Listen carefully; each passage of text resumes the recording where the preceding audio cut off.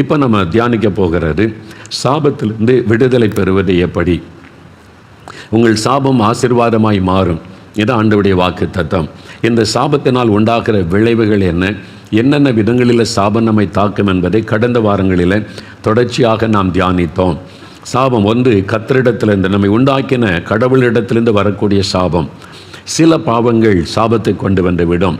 இரத்தம் சிந்துவது, மற்றவர்களை ஏமாற்றுவது, வஞ்சிப்பது, சமுதாயத்தை ஏமாற்றி வஞ்சிப்பது, துன்மார்க்கமான காரியங்கள் சாபத்தை கொண்டு வரும். சிலருடைய வாழ்க்கையில் பெற்றோர் செய்த பாவம் தொடர்ச்சியாக அது பரம்பரை சாபமாக தொடரும். 3-4 தலைமுறை வரைக்கும் சாபமாய் தொடரும். அதனால தான் நிறைய குடும்பத்தில் இந்த சபிக்கப்பட்ட குடும்பம், இது சாபத்துக்குள்ளாயிருக்கிற குடும்பம்னு சொல்லுவாங்க. அந்த குடும்பத்தில் தொடர்ச்சியாக அந்த வியாதி இருக்குது, தொடர்ச்சியாக அவங்க குடும்பத்தில் ஒரு இழப்புகள், ஒரு ஆசீர்வாதமும் கிடையாது அப்படிலாம் சொல்லுவாங்க. அது பரம்பரையாய் தொடர்ந்து வரக்கூடிய சாபம். சில பாவங்கள் சாபமாக தொடர்ந்து வரும். அது கர்த்தரிடத்திலிருந்து வரக்கூடிய சாபம். சாபத்தில் சில காரியங்களை வேதத்தில் வாசித்தோம். கடந்த வாரத்தில் சொன்னேன், தாய் தகப்பனை கண்ணீர் வடிப்பது பிள்ளைகளுக்கு சாபமாகிவிடும். அதனால தான் அவனுடைய மனதை துக்கப்படுத்தக்கூடாது. ரெண்டாவது, கர்த்தருடைய வேலையை அசதியாய் செய்கிறவன் சபிக்கப்பட்டவன். ஊழியம் செய்த ஆசீர்வாதம் தான் வரும், அப்படி தான் எல்லோரும் நினைத்து கொண்டு இருக்கிறோம். வேதத்தை கவனமாக பார்த்தீங்கன்னா, உண்மையும் மொத்தமாக ஊழியம் செய்தால் 1000 தலைமுறைக்கும் ஆசீர்வாதம். அதே சமயத்தில் கர்த்தருடைய வேலையை, ஊழியத்தை அசதியாய் செய்கிறவன், பணத்துக்காக, புகழுக்காக, பேருக்காக, சுயநலத்துக்காக ஊழியம் செய்தால் அது சாபத்தை கொண்டு வந்துவிடும். வசனமே சொல்லுகிறாரு, கர்த்தருடைய வேலையாய் அசதியாய் செய்கிறவன் சபிக்கப்பட்டவன் என்பதாக வசனம் தெளிவாய் சொல்லுகிறாரு. அதற்கு 1 சாமுவேல் 2 அதிகாரத்தில், 1 சாமுவேல் 2 அதிகாரம் நீங்கள் 29 வசனத்தில் வாசித்து பார்த்தீங்கன்னா, ஏலி என்ற ஆசாரியன், அவன் தான் சாமுவேலுடைய பிறப்பை குறித்து தீர்க்க தரிசனமாக அன்னாளுக்கு சொல்லி அனுப்புகிற ஒரு மனிதன். ஏலி ஒரு பெரிய ஆசாரியன், ஊழியக்காரன். ஆனால் அவனுடைய பிள்ளைகள் தேவாலயத்தில் தவறாக நடக்கிறாங்க, கர்த்தருடைய பலிகளை தவறாக பயன்படுத்துகிறாங்க, அங்கே வரக்கூடிய பெண்களோட தவறாக நடக்கிறாங்க, பெரிய பாதிப்பை சமுதாயத்தில் உண்டாக்கி கர்த்தருடைய நாமத்திற்கு இழுக்கை உண்டாக்கினாங்க. ஆண்டவர் கடிந்து கொண்ட போதும் ஏலி தன் பிள்ளைகளை கண்டிக்கவில்லை. சும்மா சொல்கிறார், அவ்வளோதான். கண்டித்து இது தேவனுடைய ஊழியத்தில் இது செய்ய முடியாது, நீ இதை ஏற்றுக்கொள்ள முடியாதுன்னு எதிர்த்து இருக்கலை. அதனால் ஆண்டவர் என்ன சொல்கிறார் பாருங்கள், நிறைய குடும்பத்தினுடைய பிள்ளைகள், அந்த பாஸ்டர்மார்கள், போதகர்கள், என்னை போல சுவிசேஷகர்கள், ஊழியக்காரங்க யாராக இருந்தாலும் சரி, நீங்கள் அறிந்து கொள்ளணும், ஒன்று ஆசீர்வாதம் அல்லது சாபத்தை உங்களுடைய சந்ததிக்கு கொண்டு வந்து விடும். நீங்கள் பாருங்கள், ஆண்டவர் சொல்கிறார் 33-34 வசனம் 1 சாமுவேல் 2 அதிகாரத்தில் நான் வாசிக்கிறேன் பாருங்கள். இஸ்ரவேலுக்கு செய்யப்படும் சகல நன்மைக்கும் மாறாக என் வாசஸ்தலத்திலே உபத்திரவத்தை காண்பாய், ஒருபோதும் உன் வீட்டில் ஒரு கிழவனும் இருப்பதில்லை. அப்போ என்ன சொல்கிறார் ஆண்டவர், வாலிப வயசில் உன் சந்ததியில் எல்லாரும் மறிச்சிருவாங்க, இளம் வயது மரணம் மாதிரி நடந்து கொண்டே இருக்க குடும்பத்தில் அது சாபம். ஒரு ஊழியக்காரனுக்கு பாருங்கள், ஊழியம் செய்து சாபத்தை தேடி வைத்து விட்டான், சந்ததிக்கே சாபம். என் பலிபீடத்தில் சேவிக்க நான் உன் சந்ததியில் நிர்மூலமாகாதவர்களோ உன் கண்களை பூத்து போக பண்ணவும் உன் ஆத்மாவை வேதனைப்படுத்தவும் வைக்கப்படுவார்கள். உன் வம்சத்தில் உள்ள யாவரும் வால வயதிலே சாவார்கள். கர்த்தர் சொல்லுகிறார்.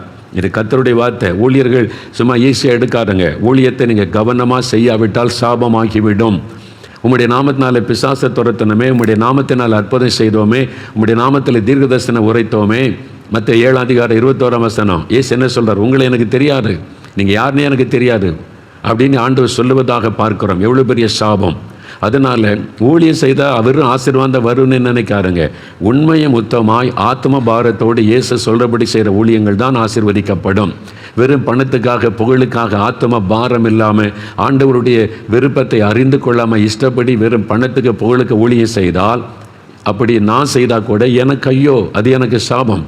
அதனால் சாபத்தை உங்களுடைய சந்ததிக்கு தேடி வைக்காமல் இந்த நாளிலாவது மனம் திரும்பி ஒப்பு கொடுக்கணும். 2வது உதாரணம் பாருங்கள், 2 ராஜாக்கள் 5 அதிகாரம், 2 ராஜாக்கள் 5 அதிகாரத்தில் எலிசா தீர்க்கதரிசனுடைய வேலைக்காரன், அடுத்து தீர்க்கதரிசியாக வர வேண்டியவன் கேயாசி.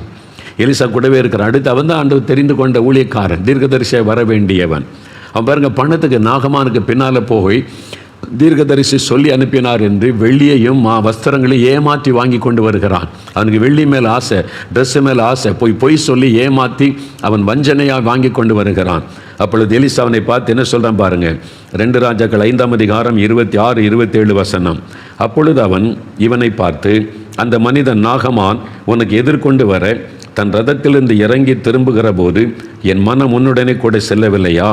பணத்தை வாங்குகிறதற்கும் வஸ்திரங்களையும் ஒலிவத்தோப்புகளையும் திராட்சை தோட்டங்களையும் ஆடு மாடுகளையும் வேலைக்காரரையும் வேலைக்காரிகளையும் வாங்குகிறதற்கும் இது காலமா?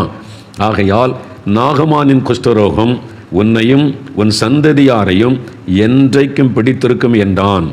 உடனே அவன் உறைந்த மழை நிறமான குஷ்டரோகியாகி அவன் சமூகத்தை விட்டு புறப்பட்டு போனான்.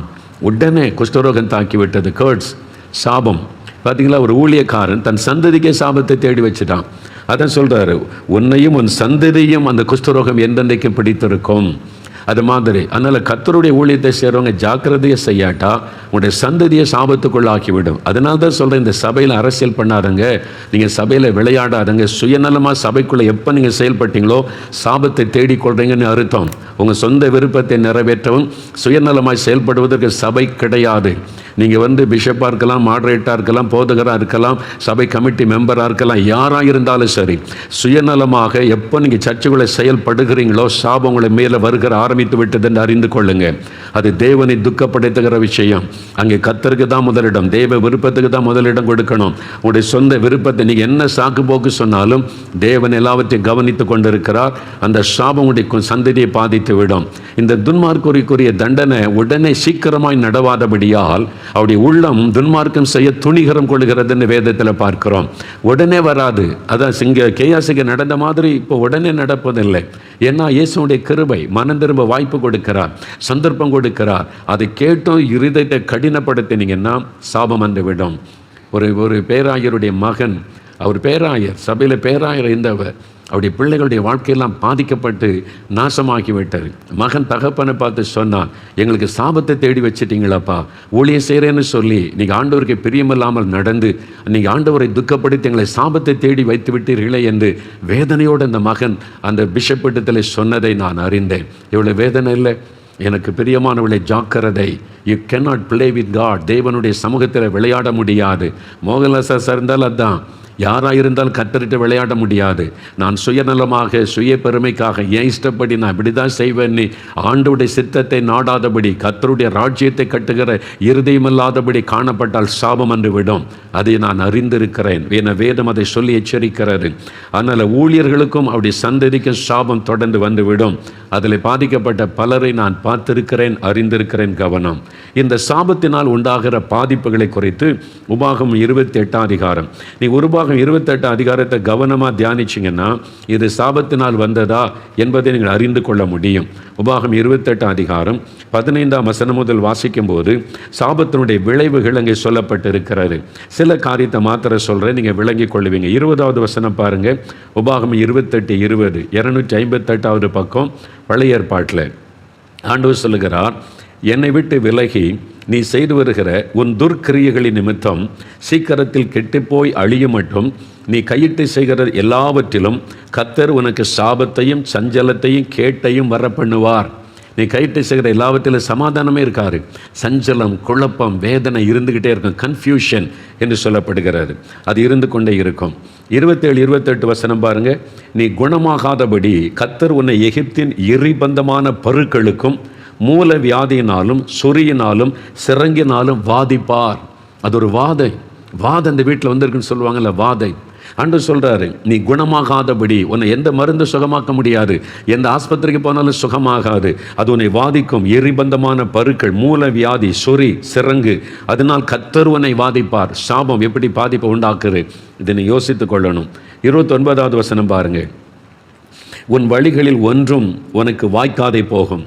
நீ என்ன செய்தாலும் வாய்க்காது. தோல்வி, தடைகள், ஏமாற்றம், ஒன்றும் வாய்க்காது. உதவி செய்வார் இல்லாமல் நீ எந்நாளும் ஒடுக்கப்படுகிறவனும் பறி கொடுக்கிறவனுமாயிருப்பாய். உனக்கு யாரும் உதவி செய்ய மாட்டாங்க. ஐயோ, யாருமே உதவி செய்ய மாட்டேங்கிறாங்களே, அப்படி கலங்குவேன். எந்நாளும் ஒடுக்கப்பட்டும் பறி கொடுத்தவனாகவும் இருப்பாய். இதெல்லாம் பாருங்கள், சாபத்துக்கான அறிகுறிகள். நீங்கள் உபாகம் 28 அதிகாரம் ஒவ்வொரு வசனத்தை கவனமாக வாசிங்க. இன்னும் நிறைய காரியம் இருக்குது. நீங்கள் தான் வேதத்தை வாசித்து அறிந்து கொள்ளணும். அதில் எல்லாமே எதை எடுத்தாலும் சாபம்னு சொல்லிடக்கூடாது. நான் தான் உங்களுக்கு திரும்ப சொல்கிறேன். ஒரு வியாதி வந்துட்டால் உடனே சாபம், ஒரு நஷ்டம் வந்துட்டால் உடனே சாபம், அப்படியும் சொல்லக்கூடாது. அதாவது இயற்கைக்கு மேற்பட்ட விதத்தில் மீண்டும் தோல்வி, எதை எடுத்தாலும் தொடர்ந்து நஷ்டம், தொடர்ந்து இழப்புகள், தொடர்ந்து மரணங்கள், தொடர்ந்து விபத்துகள். ஆஸ்பத்திரிக்கு போகாத நாளில் சம்பாதிக்கிற பணம் ஆஸ்பத்திரிக்கு போய்கொண்டே இருக்கிறது. இது மாதிரி தொடர்ச்சியான மரணங்களும் பாதிப்புகளும் நஷ்டங்களும் இழப்புகளும் தடைகளும் அவமானங்களும் நிந்தைகளும் தொடர்ச்சியாக வந்து கொண்டே இருந்தால் அது சாபத்தினுடைய அறிகுறி. நீங்கள் அதை அறிந்து கொள்ளணும். என்னப்பா வாழ்க்கையில் ஒரு முன்னேற்றமே வர மாட்டேங்குது, ஒரு ஆசீர்வாதமே நமக்கு இல்லையே, ஒரு உயர்வையே பார்க்க முடியல, ஒரு 4 அடி ஏறினா 8 அடி சறுக்கு தானே காணப்படுகிறாரு, வாழ்க்கையை எப்படி ஒரு கசப்பு, ஏன் வாழன்ற எண்ணம், இதெல்லாம் சாபத்தினுடைய அறிகுறிகள், சாபத்தினால் உண்டாகிற பாதிப்புகள். இதை வைத்து நீங்கள் அறிந்து கொள்ளலாம் சாபம் நம்முடைய வாழ்க்கையிலே கிரியை செய்கிறது என்று. சரி, முதலாவது சொன்ன கடவுளிடத்திலிருந்து வரக்கூடிய சாபம். 2வது மனிதனால் வரக்கூடிய சாபங்கள். ஆதியாகமம் 9ஆம் அதிகாரம் 21 25 வசனம் வாசிக்கும் போது, நோவா என்ற தேவ மனிதன் அவனுடைய மகன் செய்த ஒரு குற்றத்தினால அவனுடைய மகனையும் பேரனை சபிக்கிறான். சபித்தான் என்று எழுதப்பட்டு 25 வசனம், கானான் சபிக்கப்பட்டவன், பேரனை சபிக்கிறான். அதே மாதிரி இந்த தேசமே சாபத்துக்குள்ளாகி போனதை வேதத்திலே பார்க்கிறார். மனிதரிடத்திலிருந்து வரக்கூடிய சாபம். அவன் தகப்பனை துக்கப்படுத்தினதினால் அவன் சபித்து விட்டான். 2 ராஜாக்கள் 2ஆம் அதிகாரம் 23 24 வசனங்கள் பாருங்கள். அங்கே எலிசாவை குறித்து பார்க்கிறோம். எலிசா தீர்க்கதரிசி.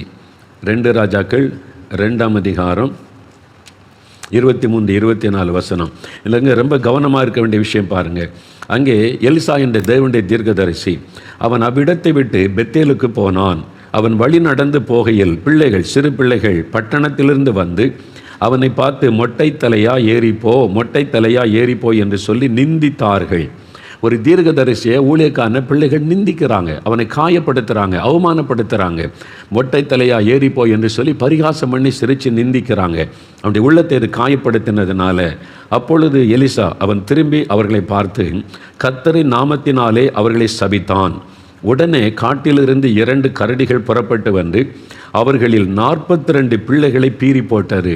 அவன் சபித்த உடனே கரடி புறப்பட்டு வந்து 42 பிள்ளைகளை கொண்டு போட்டு விட்டது என்று வேதம் சொல்லுகிறாரு.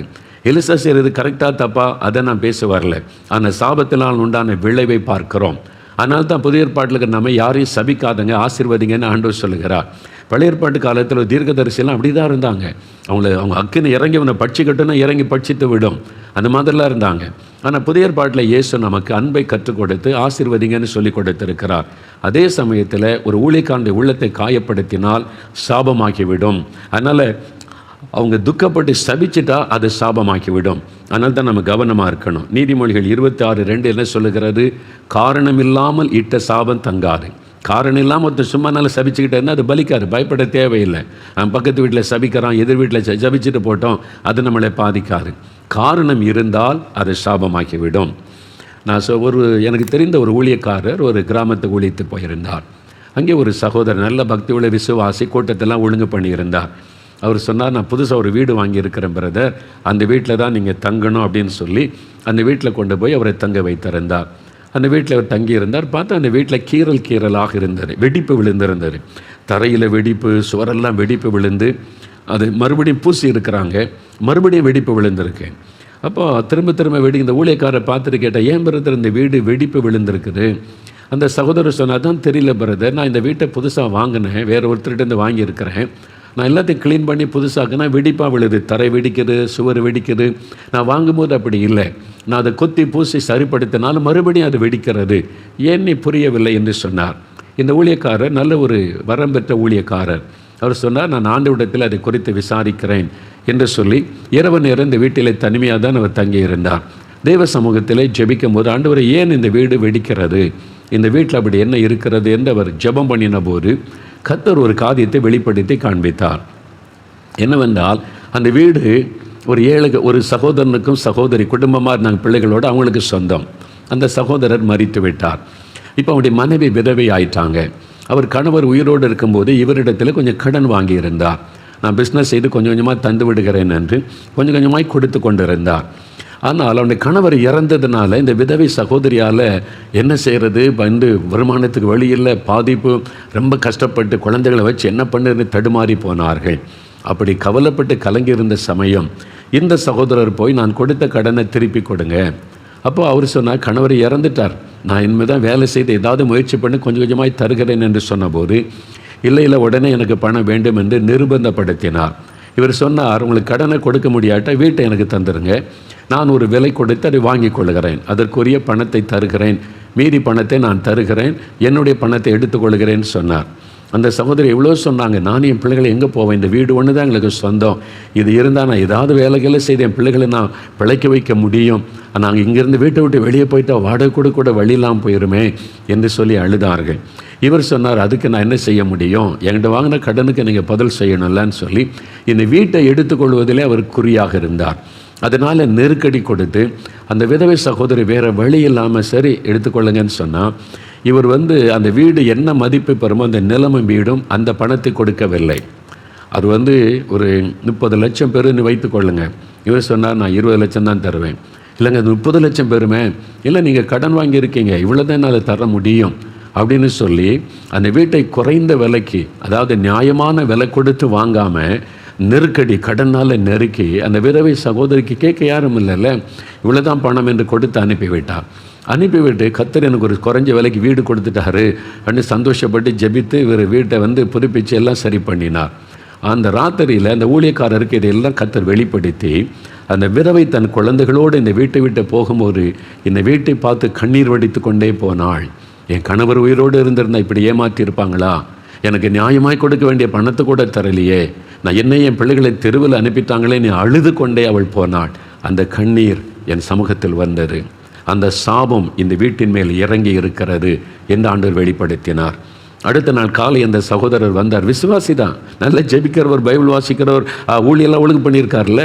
அப்படி தான் நிறைய பேர் கிறிஸ்தவங்க நினைக்கிறோம். பக்தின்னு சொல்லி இன்றைக்கி நிறைய தப்பு பண்ணி சாபத்துக்குள்ளே இருக்கிற நிறைய கிறிஸ்தவர்கள் இருக்கிறாங்க. அந்த ஊழியக்காரர் காலையில் அவர் பார்த்து பேசினார், பிரதர், இந்த வீட்டை ஒரு விதவைகிட்டேருந்து நீங்கள் வாங்கினீங்களா? ஆமாம். அவங்களுக்கு நியாயமாக கொடுக்க வேண்டிய பணத்தை கொடுத்தீங்களா? அவர் பதில் சொல்லவில்லை. அப்போ சொன்னார், இரவில் ஆண்டவர் என்னோடு பேசினார், நீங்கள் இந்த வீட்டை குறைந்த விலைக்கு ஒரு விதவையை கட்டாயப்படுத்தி ஏமாற்றி எடுத்துக்கொண்டீங்க. அந்த விதவை கண்ணீரோடு இந்த வீட்டை விட்டு போக அழுது கொண்டே போனாங்க. அந்த சாபம் இந்த வீட்டின் மேல் இறங்கி இருக்கிறது.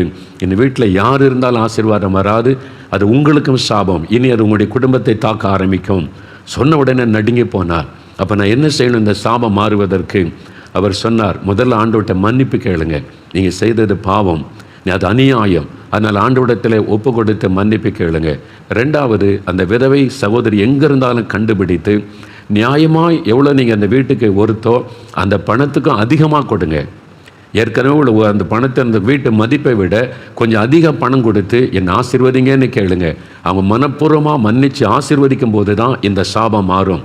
அல்லது இனி அது உங்களுடைய குடும்பத்தை தாக்க ஆரம்பித்து விடும் என்று அந்த ஊழியக்காரர் சொன்ன உடனே, சரி பிரதர், அப்படியே செய்கிறேன் என்று அந்த விதவையை தேடி கண்டுபிடித்து போய் மன்னிப்பு கேட்டார். அது மாத்திரம் அல்ல, அந்த வீட்டு மதிப்பை விட அதிக பணத்தை கொடுத்து நீங்கள் நல்லா இருக்கும்படிக்கு நான் இந்த பணத்தை தருகிறேன், வைத்துக்கொள்ளுங்களேன்னு சொல்லி அவங்க மனதார ஆசீர்வதித்தார்கள். அதன் பிறகுதான் சாபம் மாறினது. பாருங்கள், இது மனுஷரினால் உண்டாகிற சாபம். அவங்கள கண்ணீர் வெடிக்க வைக்கும்போது சாபமாக்கிவிடும், பாதிப்பை உண்டாக்கிவிடும். அதனால தான் நம்ம கவனமாக இருக்கணும். விதவைகள் கண்ணீர் வடிக்கும்படி நீங்கள் நடந்து கொண்டீங்க, அவங்க எப்படி அழுவாங்க தெரியுமா? எனக்கு யார் இருக்கா கேட்க, என் கணவர் இல்லைன்னு தானே என்னை கொடுமைப்படுத்துகிறாங்க. தேவன் அதை கேட்பார், அது சாபமாகிவிடும். விதவைகளின் வீடுகளை பட்சிக்கிறவர்கள், ஏமாற்றுகிறவர்கள் சாபத்துக்குள்ளாகிடுவாங்க. அதனால தான் அது மனுஷரால் வருகிற சாபம். அவங்க இருதயத்தில் வேதனையோடு அழுதுட்டாலே சாபமாகிவிடும். அதனால தான் நீங்கள் போய் மனுஷரோடு ஒப்புரவாகுங்க என்று கர்த்தர் சொல்கிறார். அதே மாதிரி சகோதரர் சாம் ஜபத்துரை அண்ணன் ஒரு சம்பவத்தை சொன்னாங்க. சென்னையில் அன்றன்றுள்ள அலுவலகத்தில் இருந்தபோது ஒரு சகோதரர் வந்தார். தாசில்தாராய் பணி செய்தவர், கவர்மெண்ட்டில் ரிட்டையர்ட் ஆகிட்டார். அவர் ஒரு வீடு கட்டியிருந்தார் சென்னையில். பல லட்சம் ரூபாய்க்கு வீடு கட்டி பிரதிஷ்டெல்லாம் பண்ணிட்டார். அதன் பிறகு அண்ணனை பார்க்க வந்தார். அப்போ என்னென்ன ரொம்ப துக்கத்தோடு வந்தார். அவங்களுக்கு நிறைய தெரிஞ்சவங்க தான். அவர் ஊழியத்தில் பழகினவர். என்ன பிரதர்னு கேட்ட பிறகு சொன்னார், பிரதர், நான் ஒரு வீடு கட்டினேன்ல, ஆமாம், பிரதிஷ்டெல்லாம் பண்ணிங்களே, அந்த வீட்டில், புது வீட்டில் என்னுடைய வாலிப மகள் தற்கொலை செய்து மறித்து விட்டாள். திடீரென்று ஒரு காரணம், எங்களுக்குள்ள சண்டையும் இல்லை, பாதிப்பும் இல்லை. திடீர்னு ஒரு நாள் காலையில் பார்த்து அவள் தற்கொலை பண்ணி தூக்கலை தொங்கி மறித்து விட்டாள். இப்போ அந்த வீட்டில் எங்களால் தங்க முடியல, இருக்க முடியல, துக்கம், நிம்மதி இல்லை, குழப்பம். அதை நினச்சி ஒரு மரண வேதனை. ஒரு புது வீட்டுக்குள்ளே சந்தோஷமாகவே எங்களால் இருக்க முடியலை. அப்படியே ரொம்ப மனசோர்வு. அதான் அவங்கள பார்த்துட்டு ஜெபித்துட்டு போகலான்னு வந்தேன்னு சொன்னார். சாம் ஜபத்துரன்னு அவரை பார்த்து கேட்டாங்களா நேரடியாக, நான் உங்கள்கிட்ட ஒன்று கேட்குறேன், நீங்கள் மறைக்காமல் சொல்லணும். சரி, நீங்கள் இத்தனை லட்ச ரூபாய்க்கு பெரிய வீடு கட்டினீங்க, ஆமாம், அதில் உங்கள் சம்பள பணம் எவ்வளவு, நீங்கள் சம்பாதிச்சு உங்களுக்கு கிடைக்கப்பட்ட வருமானம் எவ்வளவு, லஞ்ச பணம் எவ்வளவுன்னு கேட்டாங்க. அவர் எதிர்பார்க்கவே இல்லை இப்படி கேட்பாங்கன்னு. அதிர்ந்து போனார். ஆனால் சொன்னார், பாதி பணம் லஞ்ச பணம் தான் பிரதர், நான் உண்மையை ஒத்துக்கிறேன், பாதி பணம் லஞ்ச பணம் தான். அப்போ தான் சொன்னாங்க, அது சாபம். லஞ்சம் கொடுக்கிற யாரும் ஒரு ஏழை, ஒரு சாதாரண மக்கள் நியாயமாக நீங்கள் கையெழுத்து போட்டு கொடுக்கறதற்கு காசு வாங்கினீங்கன்னா அவங்க ஆசீர்வதித்து கொண்டே தர மாட்டாங்க. ஒருவேளை அரசியல்வாதி பணக்காரை ஏமாற்றி அடுத்தவங்க சொத்தை எடுக்கிறதுக்குன்னா பணம் தருவான். ஆனால் நியாயமான காரியத்துக்கு வரக்கூடிய ஏழை மக்கள்கிட்டே நீங்கள் காசு பிடுங்குறீங்கல்ல, அவன் சபித்து கொண்டே தான் கொடுப்பான். எனக்கு வர வேண்டிய ஆசீர்வாதத்தை கூட நீ திருடுறியே அப்படின்னு சொல்லி உள்ளத்தில் சபித்து கொண்டே வெளியில் சரி ஒரு தந்திரம் கையெழுத்து போட்டு தந்திரம் வாங்கினாலும் உள்ளத்தில் அவன் சபித்து கொண்டே போவான். அந்த சாபம் உங்களை தாக்கும், உங்களுடைய குடும்பத்தை பாதிக்கும். நீங்கள் வாங்கினதில் பாதி லஞ்ச பணம், அந்த லஞ்சம் சாபத்தை கொண்டு வந்து விட்டார், உங்கள் வீட்டில் பாதிப்பை கொண்டு வந்து விட்டார். அதுதான் இந்த சாபம். உங்களுடைய பிள்ளையை அது பழி வாங்கி விட்டது. இப்போ உங்களுடைய குடும்பத்தில் சமாதானம், அந்த வீட்டில் தங்க முடியலையே, நிம்மதியாக இருக்க முடியலையே அப்படின்னு சொன்ன உடனே அவர் கலங்கி, இப்போ நான் என்ன செய்கிறது பிரதர், நான் தப்பு பண்ணிட்டேன், நீங்கள் சொல்கிறது கரெக்ட் தான், நான் ஒரு இயேசுவை அறிந்த நான் அந்த லஞ்சம் வாங்கியிருக்கக்கூடாது, எல்லாரையும் பார்த்து எல்லாரும் செய்கிறாங்க, எல்லோரும் நல்லா தானே இருக்கிறாங்கன்னு நினச்சிட்டேன். அந்த ஆண்டவர் இப்போ எனக்கு ஒரு பாடம் சொல்லி கொடுத்துட்டாரு, இப்போ நான் என்ன செய்யணும்னு கேட்டார். அதுக்கு ஒரு வழி தான் இருக்குது. என்னது? அந்த வீட்டை விற்றுருங்க. இப்போ லஞ்சம் வாங்கின ஆட்களை கண்டுபிடிச்சு உங்களால் திருப்பி கொடுக்க முடியாது. எங்கேருந்து வந்திருப்பாங்க, பலர்கிட்ட வாங்கிட்டீங்க. அதனால் பாதி பணம் லஞ்ச பணம், அந்த லஞ்சம் வாங்கின பாதி பணத்தை ஏழைகளுக்கும் மற்றவங்களுக்கும் கொடுத்துருங்க. மீதி உள்ள பணத்தில் சின்னதாக ஒரு வீடு கட்டி நீங்கள் இருங்க, அது ஆசீர்வாதமாக இருக்கும், அங்கே நிம்மதியாக குடியிருக்கலாம். அதுதான் ஆலோசனை. சரி பிரதர்னு போனார். அதனால தான் சொல்ல, லஞ்சம் வாங்குறவங்க, அரசியல்வாதிகள், ஊழல் பண்ணுறவங்க, நீ என்ன தான் பக்தியாக சாமி கும்பிட்டாலும், எத்தனை லட்சம் செலவு பண்ணி பூஜை புனஸ்காரம் மறுபடியும் செஞ்சாலும் சாபம் போகாது. உங்களுடைய சந்ததி அதை தாக்கிவிடும், பாதிப்பை கொண்டு வரும், ஒரு அவமான நிந்தை வேதனையை கொண்டு வந்துவிடும். பாருங்களேன், முன்னால் பெரிய அரசியல் தலைவர்களாக இருந்தவங்க இப்போ அவமான நிந்தை அசிங்க மக்கள் பரிகாசமாய் பேசக்கூடிய நிலைமையில் அவங்களுடைய வாழ்க்கை மாறிவிட்டதை பார்க்குறீங்கல்ல. அப்போ அது ஒரு பெரிய ஒரு மன உளைச்சலை கொடுக்கும், நிம்மதியை கெடுத்துரும். அவங்களால் நிம்மதியை தூங்க முடியாது, இருக்க முடியாது. அதனால தான் எப்போவுமே பாருங்களேன், ஒரு ரவுண்டில் ஆள் வச்சுக்கிட்டே இருப்பாங்க, தனியாகவே போக மாட்டாங்க. அவங்க எப்போவுமே கூட ஆள், ராத்திரி தூங்கு வரைக்கும் அவங்க கூட ஆள் இருந்துக்கிட்டே இருப்பாங்க. தனிமை உணர்வு வரும்போது தான் மனசாட்சி வாதிக்க ஆரம்பிக்கும், நிம்மதி போயிடும், சந்தோஷம் போயிடும். இதான் உண்மை. நிறைய சாபத்தினுடைய பாதிப்பு எல்லாருக்கும் ஒரே மாதிரி இருக்காது.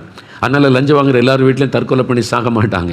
சிலருக்கு அது வியாதியாக வரும், சிலருக்கு அது மனக்குழப்பம், டிப்ரெஷன் ஆகிவிடும், சிலருக்கு அவங்களுடைய குடும்பத்தில் சமாதானமற்ற சூழ்நிலை, ஒரு நரக மாதிரி குடும்பம் மாறிவிடும், சிலருக்கு அவங்களுடைய பிள்ளைகளால் அவமான நிந்தைகள் வரும்படி பிள்ளைகள் தாறுமாறாய் நடக்க ஆரம்பிச்சிருவாங்க. அந்த சாபத்தினுடைய விளைவு பல விதங்களிலே தாக்குதலை உண்டாக்கும். ஒரே மாதிரி அது தாக்குதலை கொண்டு வராது. அதுதான் அறிந்து கொள்ளுங்க. அதனால தான் நிறைய பேர் துணிந்து செய்வது. அதனால் அந்த சாபம் சிலருக்கு அடுத்த தலைமுறையிலேருந்து பாதிப்பை ஆரம்பிக்கும், இவங்க வரைக்கும் போயிடும், இவங்க அடுத்த தலைமுறையிலேருந்து பாதிப்பை உண்டாக்கிவிடும். அதனால் மனுஷரால் வரக்கூடிய சாபம் இருக்கிறாரு. உங்களால் ஒருவர் பாதிக்கப்பட்டவங்க சபிச்சா அது உங்களை பாதித்து விடும். லஞ்சம் வாங்கி ஊழல் பண்ணால் உங்களுக்கு சாபத்தை கொண்டு வந்து விடும். அப்போ இதுலேருந்தெல்லாம் நீங்கள் விடுதலை பெறாவிட்டால் மனக்குழப்பம், வியாதி, டிப்ரெஷன், மரண பயம் பாதித்து கொண்டே இருக்கும். நிம்மதியாக இருக்க முடியாது, வீட்டுக்குள்ளே வந்தால் நிம்மதியாக இருக்க முடியாது.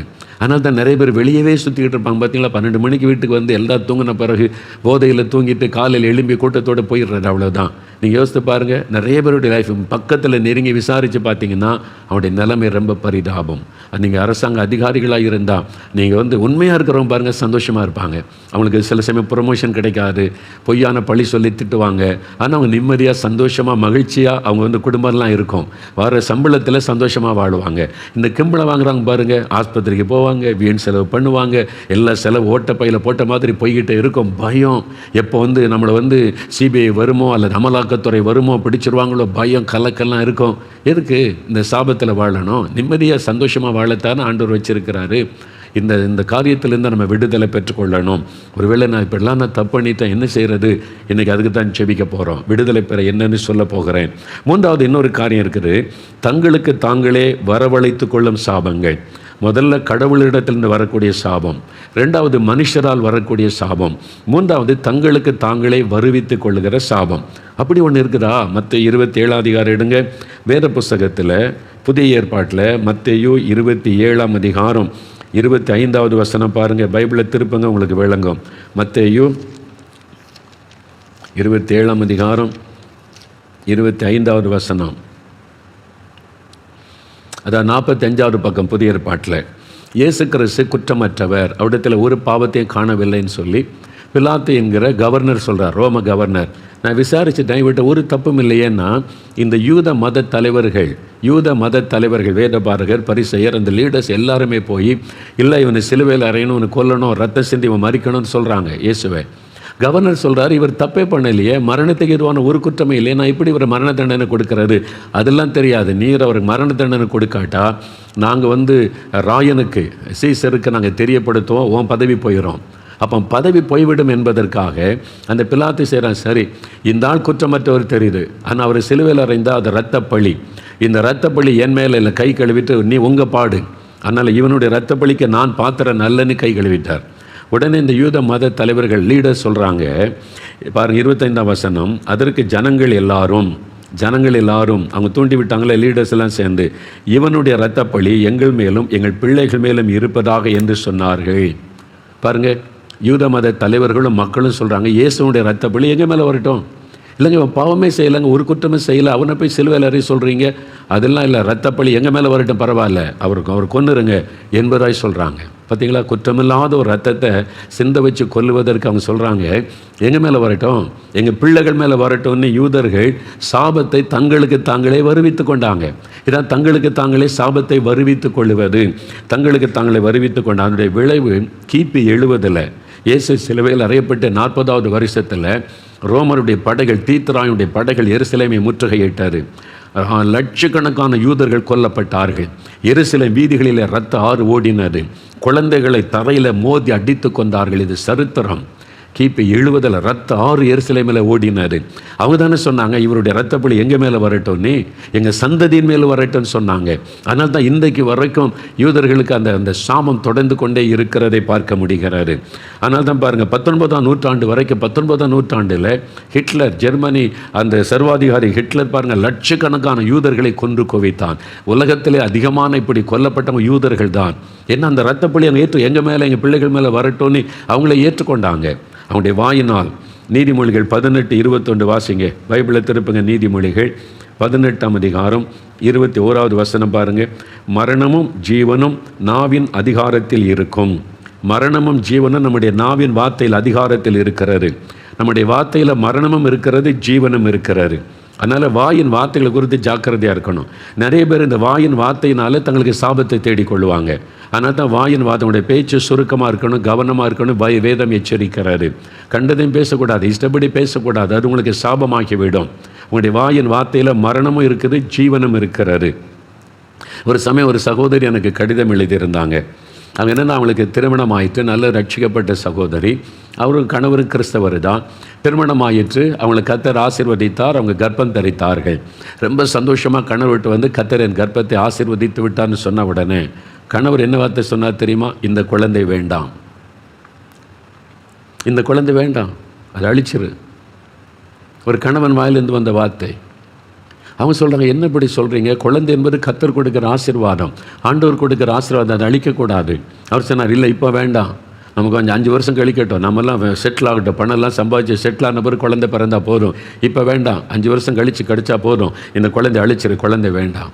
அவங்க சொன்னாங்க, அப்படி முடியாது, இது கர்த்தர் கொடுத்தது, அதை அழிச்சா அது பாவம், உருவான குழந்தை அழிப்பது பாவம்னு இந்த சகோதரி போராடுறாங்க. ஆனால் அந்த கணவர் விடலை. கிறிஸ்தவராக இருந்து துணிகரமாக தினவாதிப்பு, மனைவியை வாதிச்சு நீ குழந்தை அழிக்கலாம், டைவர்ஸ் பண்ணிடுவேன், என் கூட வாழ முடியாதெல்லாம் சொல்லி பயங்கரமாக தொந்தரவு கட்டாயப்படுத்தி ஆஸ்பத்திரிக்கு கொண்டு போய் கர்ப்பத்தை அழித்து விட்டார். அவங்களுக்கு ரொம்ப துக்கம். ஆண்டவர் கொடுத்த ஒரு ஆசீர்வாதத்தை இந்த ஆள் வேண்டாம் என்று அழித்து விட்டாரே என்று. ஆனால் அவருடைய தொந்தரவு அவரே போய் கட்டாயப்படுத்தி கொண்டு போய் அவளை வேதனைப்படுத்தி அழித்து விட்டார். இப்போது 5 வருஷம் கழித்து பெற்றுக்கலான்னு சொன்னார்ல, 15 வருஷமாகி விட்டார், குழந்தை இல்லை. இப்போ எத்தனையோ ஆஸ்பத்திரி எங்கெங்கே கூட்டிகிட்டு போகிறார், குழந்தை இல்லை. அந்த சகோதரி எனக்கு கடிதம் எழுதும்போது அந்த கடிதத்தில் சொல்லியிருந்தாங்க, பிரதர் எவ்வளவோ நான் அழுதேன், கெஞ்சின் அவர்கிட்ட இது தப்பு, இதை பாவம் வேண்டான்னு சொல்லி அவர் கேட்கலை. அந்த வேண்டாம் இந்த குழந்தைன்னார். அவருடைய வாயின் வார்த்தையின்படி இன்றைக்கு வரைக்கும் எங்கள் குழந்தை தரல ஆண்டவர். நீ தானே சொன்ன வேண்டான்னு சொல்லி, நான் கொடுத்த ஆசீர்வாதத்தை வேண்டான்னு இல்லை. 15 வருஷமாகிவிட்ட குழந்தை. இப்போ எனக்கு என் கணவர் மேலே வெறுப்பு வந்து விட்டார். அவரோடு வாழவே எனக்கு பிடிக்கவில்லை, ஒரு சந்தோஷமே இல்லை. இவர் கர்த்தருக்கு விரோதமாய் ஒரு பாவத்தை செய்த மனிதன் என்று அவர் கூட எனக்கு வெறுப்பு தான் காணப்படுகிறது என்று. அதான் உண்மை. அந்த சாபம் பாருங்கள், அந்த குடும்பத்தின் சந்தோஷம் சமாதானம் எல்லாம் போய்விட்டது. பணம் இருக்கலாம், கார் இருக்கலாம், வீடு இருக்கலாம், நான் சம்பாதிச்சேன், செட்டில் ஆகிட்டேன்னு சொல்லலாம். சாபம். கர்ப்பத்தில் உருவான குழந்தையை அழிப்பது சாபம். கிறிஸ்தவ பெற்றோர் உங்களுடைய பிள்ளைகளை இதில் கண்டிக்காவிட்டால் நீங்களும் சாபத்துக்கு பங்காளிகள். அதனுடைய விளைவை நீங்கள் சந்திக்க வேண்டியது வரும். உங்களுடைய மகனோ மகளோ இந்த பாவத்தை செய்கிறா கண்டிக்கணும். இது தப்பு, இது ஆண்டவருக்கு விரோதமான பாவம்னு சொல்லணும். நீங்கள் சொல்லாமல் பிள்ளைகளுக்கு ஜால்ரா போட்டிங்கன்னா அந்த சாபம் உங்கள் கண் முன்னால் உங்களுடைய பிள்ளைகளுடைய வாழ்க்கை அழிவதை நீங்கள் பார்ப்பீங்க. சாபம். எப்படி ஒரு குழந்தை அழிக்க முடியும்? உங்களுக்கு தெரியுமா? கருவில் ஒரு குழந்தை உருவாகி அழிச்சிட்டா அந்த குழந்தை பரலோகத்தில் இருக்குது. தெரியுமா உங்களுக்கு? நிறைய குட்டி குட்டி பிள்ளைகள்லாம் இருக்காங்களா கர்ப்பத்தில் அழிக்கப்பட்ட. நாளைக்கு ஆண்டவருக்கு முன்னால் போனால் அந்த பிள்ளை சொல்லலை, இவன் தான் என்னை அழிச்சவன், இதான் காரணம். எப்படி பரலோகத்து போக முடியும்? பரலோகத்து போக முடியாது. குழந்தை அழித்த ஒரு கொலைகாரன், ஒரு கொலைகாரி எப்படி பரலோகத்து போக முடியும்? அது கொலை. கருவில் உருவான ஒரு குழந்தை அழிப்பது ஒரு கொலைக்கு சமம். அதனால் அறிந்து கொள்ளுங்கள், அந்த சாபத்தை கொண்டது வாயினால் உண்டான சாபம். வேண்டான்னு சொன்னால எனக்கு வேண்டான்னு சொல்லி. எனக்கு ஒரு ஊழியக்காரன் நண்பர் உண்டு. ஒரு சமயம் ஒரு அனுபவத்தை சொன்னார். ஒரு ஊழியத்துக்கு போயிருக்கும்போது ஒரு சகோதரி ஒரு குழந்தை கொண்டு வந்தாங்க. அது அழுதுகிட்டே இருக்குது, வியாதிப்பட்டு எலும்பும் தோலுமும் ஒரு மாதிரி இருக்குது. ஐயா, எத்தனையோ ஆஸ்பத்திரி கொண்டு போயிட்டேன், எங்கெங்கேயோ பார்த்துட்டேன், குழந்தை சுகமாகலை, கஷ்டப்படுத்திக்கிட்டே இருக்கேன், குழந்தையோட சுகத்துக்காக ஜெபம் பண்ணுங்க அப்படின்னு சொல்லி கையில் கொடுத்தோன்னு அந்த குழந்தையை பார்க்குற எலும்பும் தோலுமாக கஷ்டப்பட்டு அழுது கொண்டே இருக்கிறது, வியாதிப்பட்ட குழந்தை. அவர் ஜெபிக்க கண்ணை மூடின ஆண்டவர் சொல்லுகிறாராம், இந்த தாய் தான் இந்த குழந்தையுடைய வியாதிக்கு காரணம் அப்படின்னு. இவர் அதிர்ச்சி அடைஞ்சிட்டார். என்ன ஆண்டவரே சொல்கிறீங்க? எந்த தாயாவது குழந்தை வியாதிப்படணும்னு விரும்புவாங்களா? விரும்பலை. ஆனால் அவளுடைய வாயின் வார்த்தையினால் குழந்தை பாதிக்கப்பட்டார். எப்படி ஆண்டவரேன்னா, ஆண்டவர் விளக்கமாக சொன்னார். அந்த குழந்தை கர்ப்பத்தில் இருக்கும்போது, சில சமயம் குழந்தை கருவில் இருக்கும்போது அந்த தாய்மார்களுக்கு வாமிட் வரும்ல, சிலருக்கு சில மாதங்கள் வரைக்கும், சிலருக்கு தொடர்ச்சியாக வாமிட் வந்தால் ரொம்ப பாதிக்கப்பட்டுரும். இவங்களுக்கு இந்த வாமிட் எடுத்து ரொம்ப மனசு ஒன்றால் தானே, இந்த குழந்தை தண்ணி உருவானதுனால தானே. சிலர் கோபத்தில் முறுமுறுத்துருவாங்களே, அப்படி முறுமுறுத்து சனியனை ஒன்றால் நான் கஷ்டப்படுறேன் பாரு, அந்த மாதிரி ஏதோ ஒரு வார்த்தையை சொல்லிட்டாங்க. அதை ஆண்டவர் வெளிப்படுத்தினார்.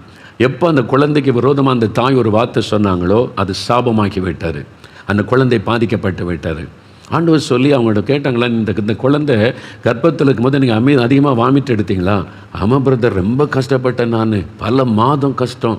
சிலர் கொஞ்ச நாள் இருக்குன்னாங்க, நான் பல மாதம் கஷ்டம். சரி, அந்த கஷ்டத்தில் இப்படி சில வார்த்தைகளை சொல்லி கர்ப்பத்தில் இருக்கிற குழந்தைய நீங்கள் பேசுனீங்களா? அப்படி அதிர்ச்சியோடு பார்த்தாங்க.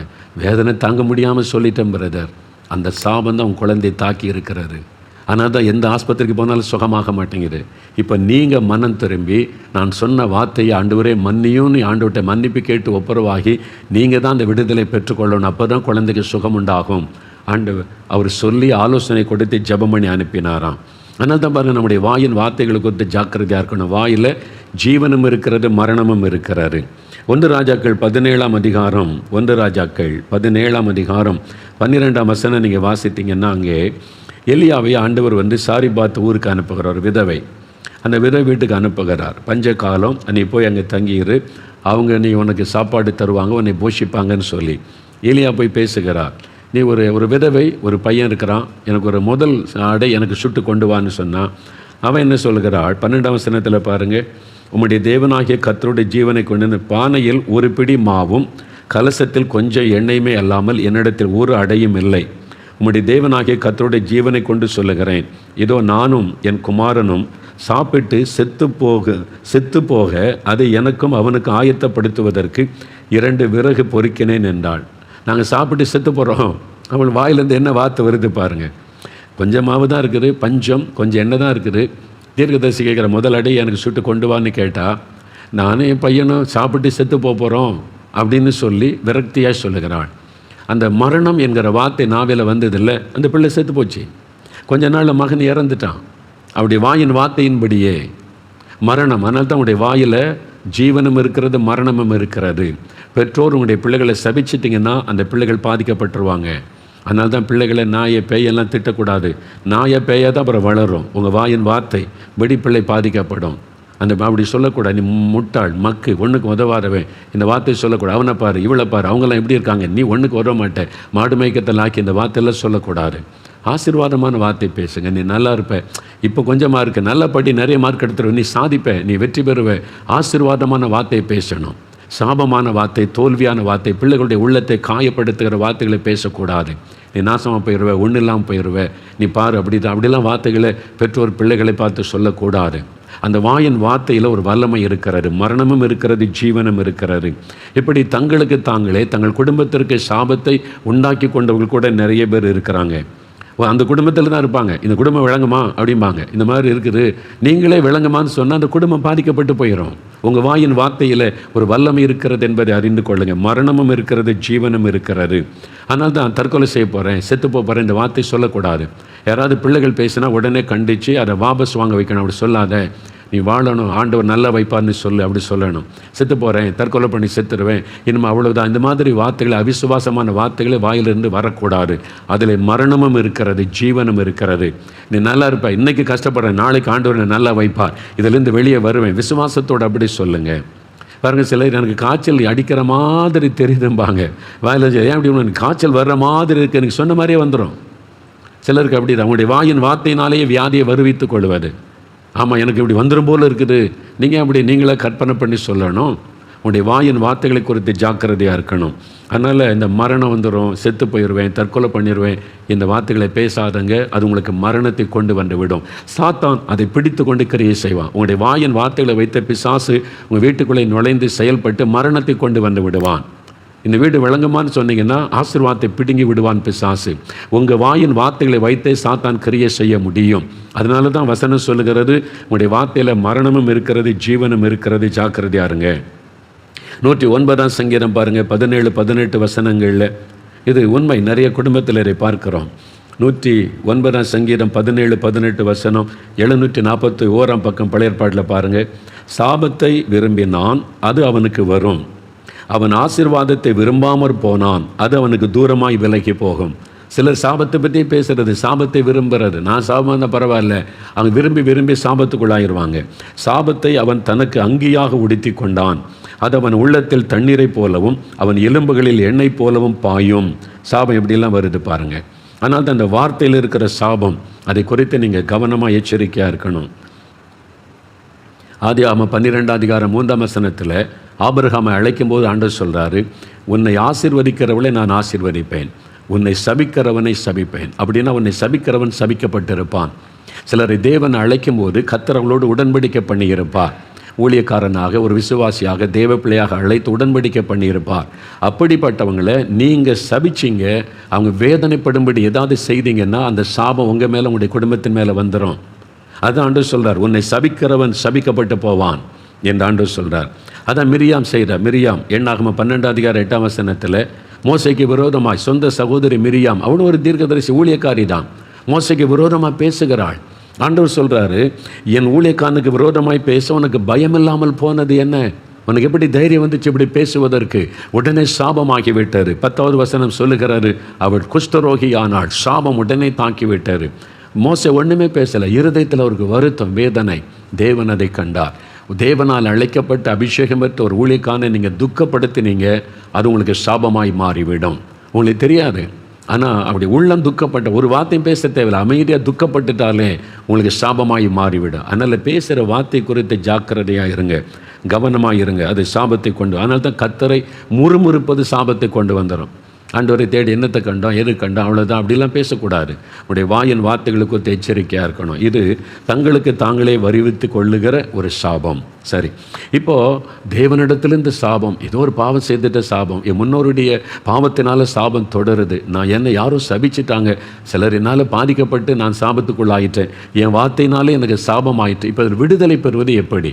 நான் சாபத்துக்குள்ளே இருக்குது தெரியுது, நான் தப்பு பண்ணிட்டேன், பாவம் செய்துட்டேன், முன்னோருடைய பாவம் சாபமாக தொடருது, அந்த பாதிப்பு வந்துக்கிட்டே இருக்குது. விடுதலை பெறுவது எப்படி? இப்போ இதான் முக்கியம்.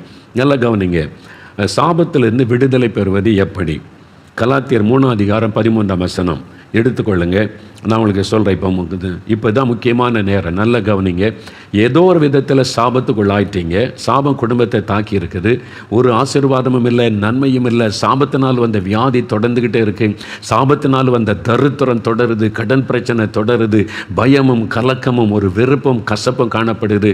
நிம்மதியே இல்லை, ஒரு ஆசீர்வாதம் வீட்டில் இல்லை. இப்போ இதிலிருந்து விடுதலை பெற்று ஆசீர்வாதமாக இருப்பது எப்படி? அதுதான் சொல்லித்தரேன் உங்களுக்கு. ஒரு 4 காரியம் நல்ல கவனமாக கேட்டு நம்ம ஜெபிக்க போகிறோம். நல்ல கவனிங்க. முதலாவது, விசுவாசிக்கணும். விசுவாசியுங்கள். எதை விசுவாசிக்கணும்? இயேசு கிறிஸ்து எனக்காக சிலுவையில் சாபம் ஆனார், அவர் என் சாபத்தை மாற்ற வல்லமை உள்ளவர் என்று விசுவாசிக்கணும். கலாத்தியர் 3ஆம் அதிகாரம் 13ஆம் வசனம் வேத புஸ்தகத்தில் புதிய ஏற்பாட்டில் 259வது பக்கம் 3ஆம் அதிகாரம் 13ஆம் வசனம் பாருங்கள். மரத்திலே தூக்கப்பட்ட எவனும் சபிக்கப்பட்டவன் என்று எழுதியிருக்கிறபடி கிறிஸ்து நமக்காக சாபமாகி நியாயப்பிரமாணத்தின் சாபத்திற்கு நம்மை நீங்களாக்கி மீட்டு கொண்டார். கிறிஸ்து நமக்காக சிலுவையில் சாபமானார். இதுதான் நீங்கள் விசுவாசிக்கணும். இந்த சாபத்திலிருந்து விடுதலை பெற ஒரே வழி, பணம் கொடுத்தெல்லாம் சாபத்திலிருந்து விடுதலை பெற முடியாது. தான தர்மம் பண்ணிலாம் சாபத்திலிருந்து விடுதலை பெற முடியாது. சாபத்துக்கு நீ பரிகாரம் பணம் செலவு பண்ணிலாம் நீங்கள் மாற முடியாது. உங்களுக்காக சிலுவையில் சாபமான ஒருவர் இருக்கிறார். அவரால் தான் உங்களுடைய சாபத்தை ஆசீர்வாதமாய் மாற்ற முடியும். சாபத்தினுடைய வல்லமையை முறிக்க முடியும். சாபத்திலிருந்து விடுதலை கொடுக்க முடியும். ஏன்? இயேசு சிலுவையிலே நமக்காக சாபம் ஆனார் என்று வேதம் சொல்லுகிறாரு. அதை நீங்கள் விசுவாசிக்கணும். அவ்வளோதான். எப்படி சொல்கிறீங்க அப்படின்னு கேட்டிங்கன்னா, மத்தேயு 27ஆம் அதிகாரம் 29-30 வசனங்களை நீங்கள் வாசிக்கும்போது, இயேசுவை சிலுவையில் அறையுவதற்கு முன்பாக ரோம போர் சேவகர்கள் அவரை அடித்து காயப்படுத்தி சிறுமைப்படுத்தி வேதனைப்படுத்தி கொண்டிருந்தாங்க. வாரினால் அடித்து ரத்தம் சிந்தப்பட்டு கொண்டிருந்தது. அந்த சமயத்தில் 29-30 வசனம் பாருங்கள். முள்ளுகளால் ஒரு முடியை பின்னி இயேசுவின் சிரசின் மேல் வைத்து அவர் வலது கையில் ஒரு கோலை கொடுத்து இயேசுவுக்கு முன்பாக முழங்காற்படியிட்டு யூதருடைய ராஜாவே வாழ்க என்று அவரை பரியாசம் பண்ணினார்கள். 30வது வசனம். இயேசுவின் மேல் துப்பி அந்த கோலை எடுத்து அவர் சிரசில் அடித்தார்கள். முள்ளுகளினால் ஒரு முடியை பின்னி, இவர் ராஜான்னு சொல்கிறாங்களே மக்கள் எல்லாம், ராஜாவுக்கு கிரீடம் வைப்பன்னு முள்ளுகளால் ஒரு முடியை பின்னி தலையில் வச்சு கோலை வச்சு அடிக்கிறாங்க. அந்த முற்கள் தலையில் அப்படியே பதிகிறாரு. இஸ்ரவேல் தேசத்தில் பலவிதமான முற்கள் இருக்கிறாரு. அதிலே ஒரு முள் பினா கிறிஸ்டி என்கிற முள்ளாம். அதை பற்றி சாம் ஜபத்ரன் புஸ்தகத்தில் எழுதியிருக்கிறாங்க. இந்த முள்ளுக்கு பேர் பினா கிறிஸ்டி அப்படின்னு பேராம். அந்த முள் பார்த்திங்கன்னா, நான் அங்கே போயிருக்கும்போது நான் பார்த்தேன். ஆணி மாதிரி இருக்குது அந்த முள். அப்படியே அவ்வளோ ஸ்ட்ராங். அது சாதாரணமாக உடையாத முள், அப்படி ஸ்ட்ராங் ஆணி மாதிரி இருக்குது. அந்த முள்ளை தலையில் வச்சு, அந்த முள்முடியை வச்சு கோலினால் அடித்தா அந்த முற்கள் அப்படியே தலைக்குள்ளே பதிந்து முகமெல்லாம், இயேசுடைய முகமெல்லாம் ரத்தம் அடிக்கிறது.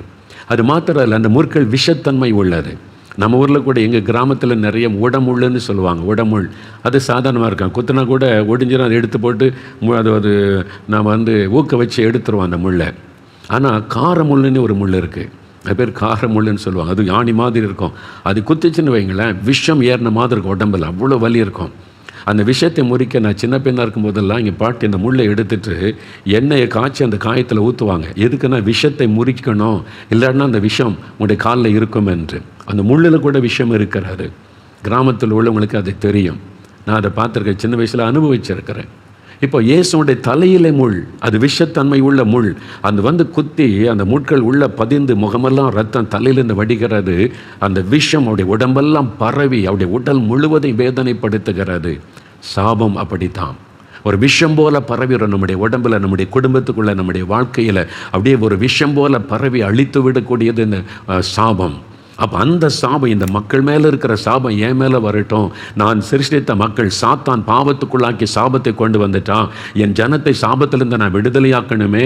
இந்த சாபம் என் மேலே வரட்டும், என் தலையில் ஏற்றுக்கொள்கிறேன் என்று முழு உலக மக்களின் சாபங்களை தன்மேலே இயேசு ஏற்றுக்கொண்டு சிலுவையிலே சாபம் ஆனார் என்று வசனம் சொல்லுகிறது.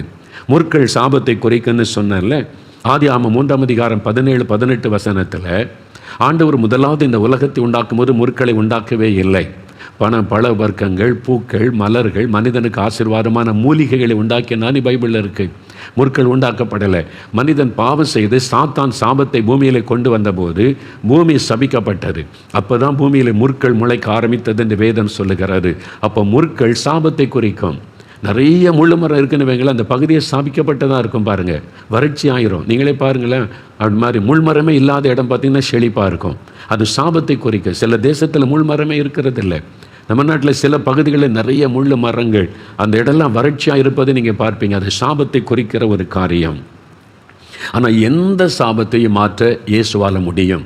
அது உங்கள் பாவத்தினால் உண்டான சாபமாக இருக்கலாம், உங்களுடைய பரம்பரையாய் முன்னோருடைய சாபம், ஜெனரேஷன் கர்ட்ஸ், பரம்பரையாய் தொடர்ந்து வருகிற சாபமாக இருக்கலாம், ஒரு மனிதர் உங்களை சபித்ததினால் உண்டான சாபமாக இருக்கலாம், உங்களுக்கு நீங்களே அறியாமையினாலே வருவித்து கொண்ட சாபமாக இருக்கலாம். எந்த சாபத்தையும் முறித்து அதை மாற்றக்கூடிய வல்லமை இயேசுவின் இரத்தத்திற்கு உண்டு. அவர் அதற்காக தான் சிலுவையில் சாபமானார். இதை நீங்கள் விசுவாசிக்கணும். எனக்காக இயேசு சிலுவையில் சாபமானார், அவர் எனக்கு இந்த சாபத்திலிருந்து விடுதலை தருவார் என்று முதலாவது விசுவாசித்தீங்கன்னா இன்றைக்கு உங்களுடைய சாபத்திலிருந்து விடுதலை பெற்றுக்கொள்ள முடியும். உபாகமம் 23:5 ஆண்டவர் சொல்லுகிறார், உங்கள் சாபத்தை அவர் ஆசீர்வாதமாய் மாற்றுகிறவர். அவர் சாபத்தை முறிக்கிறவர் மாத்திரமல்ல, அந்த சாபத்தை அவர் ஆசீர்வாதமாய் மாற்றுகிறவர். இன்றையிலிருந்து சாபம் உங்களுடைய வாழ்க்கையில் ஆசீர்வாதமாய் மாறும். என் ஆசீர்வாதத்தை காண்பீங்க. அதுக்கு ஆண்டவர் உங்களோடு பேசுகிறார். சாபத்தில் வந்த வியாதிகள் மறையும், சாபத்தில் வந்த வறுமைகள் நீங்கும், சாபத்தில் வந்த தோல்விகள், ஏமாற்றங்கள், தடைகள் எல்லாம் நீங்கி இனி ஒரு சந்தோஷம், மனமகிழ்ச்சி, ஆசீர்வாதம், செழிப்பு, நன்மை உண்டாகும். அது இயேசு கிறிஸ்துவின் இரத்தத்தின் வல்லமையினால் தான் தர முடியும். அதுக்குத்தான் அவர் சிலுவையில் இரத்தம் சிந்தினார். அதை விசுவாசிங்க. ரெண்டாவது, நீங்கள் விசுவாசிக்கிறீங்க, அதே சமயத்தில் மனம் திரும்பணும். எதனால் இந்த சாபம் வந்தது? உங்களுடைய பாவத்தினால் இந்த சாபம் வந்தால் பாவத்தை விட்டு மனம் திரும்பணும். ஆண்டவரே, என் பாவத்தை மன்னிச்சிருங்க, நான் இந்த பாவத்தை செய்துட்டேன், சமுதாயத்துக்கு தீங்கு விளைவிச்சிட்டேன், நான் கலப்படம் பண்ணி பணம் சம்பாதிச்சிட்டேன், கள்ளத்தனமாக பணம் சம்பாதித்து சமுதாயத்தை பாதித்து உண்டாக்கிட்டேன், இவங்களை ஏமாற்றிட்டேன், அவங்கள ஏமாற்றிட்டேன், என்னை மன்னிங்கன்னு அந்த பாவத்தை விட்டு மனம் திரும்பணும். பாவத்தை அறிக்கை செய்ய விட்டு விடணும். அது மாத்திரல்ல, சில காரியத்தை சரிப்படுத்த வேண்டியது அவசியம். லூக்கா 19:8-9 வாசித்தீங்கன்னா, சகையு என்ற மனிதனை குறித்து வாசிக்கிறோம். அவன் ஒரு சபிக்கப்பட்டவனாய் அந்த ஊர் மக்களால் காணப்பட்டான். அவன்கிட்ட யாரும் பேச மாட்டான். அநியாய சம்பாத்தியம், அதிகமாக வரி வசூல் பண்ணி மக்களை ஏமாற்றி உறிஞ்சுகிறவனாக இருந்தான். அதாவது இந்த காலத்தில் சொன்னால் லஞ்சம் ஊழல் பண்ணுகிற அதிகாரி அவன் இருந்தான். அதனால் மக்கள் எல்லாம் அவனை வெறுத்தாங்க. இப்போது அவனுக்கு நிம்மதி இல்லை, சமாதானம் இல்லை, வீட்டில் ஆசீர்வாதம் இல்லை, சாபம் தொடருகிறது. இப்போ இயேசு கிறிஸ்துவிட்ட போனால் சாபம் மாறின்னு வந்தானா? இப்போ அவன் என்ன சொல்லுகிறான்? சகையன் என்று இயேசுவை நோக்கி, ஆண்டவரே, என் ஆஸ்திகளில் பாதியை நான் ஏழைகளுக்கு கொடுக்கிறேன். நான் ஒருவனிடத்தில் எதையாகிலும் அநியாயமாய் வாங்கினது உண்டானால் 4 திரும்ப செலுத்துவேன். யார்கிட்ட ஏமாற்றி அநியாயமாக வாங்கியிருந்தால் 4 மடங்காக திரும்ப கொடுக்கிறேன். 1000 ரூபாய் ஏமாற்றி இருந்தால் 4000 ரூபாயை திருப்பி தருகிறேன். பார்த்தீங்களா? அப்படி சொல்லுகிறான். அந்த சாபம் மாறுவதற்கு அவன் சில காரியங்களை சரிப்படுத்துகிறான். அநியாயமாக சம்பாதிச்சிருந்தா அந்த பணம் வீட்டில் இருக்க வரைக்கும் சாபம் போகாது, அதை சரிப்படுத்தணும். அடுத்தவங்க பொருள் உங்கள் வீட்டில் இருந்தால் அந்த சாபம் போகாது, கிளியர் பண்ணணும். உங்கள் மூலமாக யாராவது பாதிக்கப்பட்டிருந்தால் அவங்களோட ஒப்புரவாகி சரிப்படுத்தி கொள்ளணும், மன்னிச்சிடணும், மன்னிப்பை பெற்றுக்கொள்ளணும். இதெல்லாம் செய்யும்போது தான் சாபத்திலிருந்து விடுதலை உண்டாகும். சரிப்படுத்தி கொள்ளணும். ஸ்மித் விக்கில்ஸ்வொர்த் என்ற தேவ மனிதர் கடந்த நூற்றாண்டில் இங்கிலாந்து தேசத்தில் தேவனால் வல்லமையாய் பயன்படுத்தப்பட்டவர், விசுவாச அப்போஸ்தலன் என்று அழைக்கப்பட்டவர். கர்த்தர் கொண்டு பலத்த அற்புதங்களை செய்தார். ஒரு சமயம் ஒரு கூட்டத்தில் பிரசங்கம் முடித்து ஜெபிக்க அநேகர் வரிசையாக வரும்போது ஒவ்வொருவருக்காக ஜெபம் பண்ணினார். அவர் கரமைத்து ஜெபிக்கும் போது பலத்த அற்புதம் நடக்கும். ஒரு மனிதர் வந்தார், எனக்கு இப்படி ஒரு வியாதி, டாக்டர்ஸ்கிட்ட போனால் என்னென்னவோ மருந்துகள், என்னென்னவோ ட்ரீட்மெண்ட் எல்லாம் எடுத்து பார்த்துட்டு சுகமே ஆக மாட்டேங்குது, என்ன பண்ணன்னு தெரியலன்னு டாக்டர்ஸ் சொல்கிறாங்க, ஆனால் நான் பாதிக்கப்பட்டு கொண்டிருக்கிறேன், எனக்காக ஜெபம் பண்ணுங்கன்னு சொன்னார். இந்த ஸ்மித் விக்கில்ஸ் தேவ மனிதர் அவருக்காக ஜெபிக்க கண்ணை மூடின போது திடீர்னு ஆண்டவர் ஒரு காட்சியை காண்பித்தார். உடனே கண்ணை திறந்து அவரை பார்த்து கேட்டார், 10,000 பவுண்டு என்று ஆண்டவர், இங்கிலாந்தில் பவுண்டு, அதான் அவனுடைய மணி பேர், நம்ம ரூபாய்ன்றல பவுண்டு, 10,000 பவுண்டுன்னு என் கண் முன்னால் தேவன் ஒரு காட்சியை காண்பிக்கிறார். 10,000 பவுண்டுக்கும் உனக்கு என்ன சம்பந்தம்? இதில் ஏதோ ஒரு காரியம் இருக்கும், வியாதிக்கும் அதுக்கு சம்பந்தம் இருக்கிறது.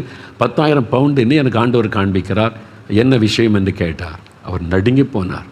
அவர் சொன்னார், ஐயா, என் சகோதரன் நான் சேர்ந்து தான் பிஸ்னஸ் பண்ணோம், சேர்ந்து தான் சம்பாதிச்சோம். என் சகோதரன் சமீபத்தில் மரித்து விட்டான். அவன் மரித்ததுனால சொத்தெல்லாம் பகிர்ந்து என் சகோதரனுடைய மனைவி பிள்ளைகளுக்கு வீடு நிலங்கள் சிலதெல்லாம் கொடுத்தேன். ஆனால் பேங்கில் 20,000 பவுண்டு இருக்கிறது. அதில் 10,000 பவுண்டு என் சகோதரன் மனைவிக்கு தான் போனேன், அந்த விதவைக்கு. நான் சொல்லிட்டேன், உங்களுக்கு வீடு தந்திருக்கேன், நிலம் தந்திருக்கிறேன், பணம் தரமாட்டேன்னு சொல்லிட்டேன்.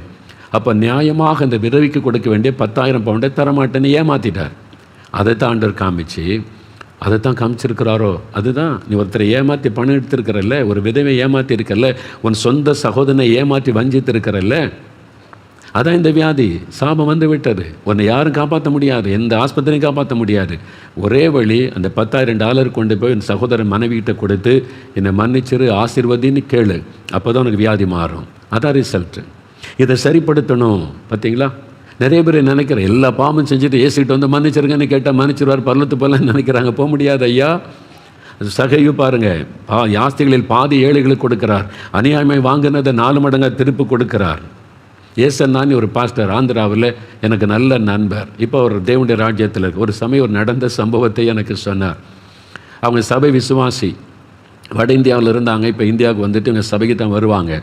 அப்படி மனைவி வியாதிப்பட்டு மரணப்படுக்கையில் ஆயிட்டாங்க. இவர் நல்ல விசுவாசி, சபையிலெல்லாம் ஜெபிச்சாங்க. ஒரு நாள் சொன்னார், பாஸ்டர் எங்கள் வீட்டில் வந்து மனைவிக்கு ஜெபம் பண்ணுங்க சொன்னோன்னே சரி என்று இவர் போனார்.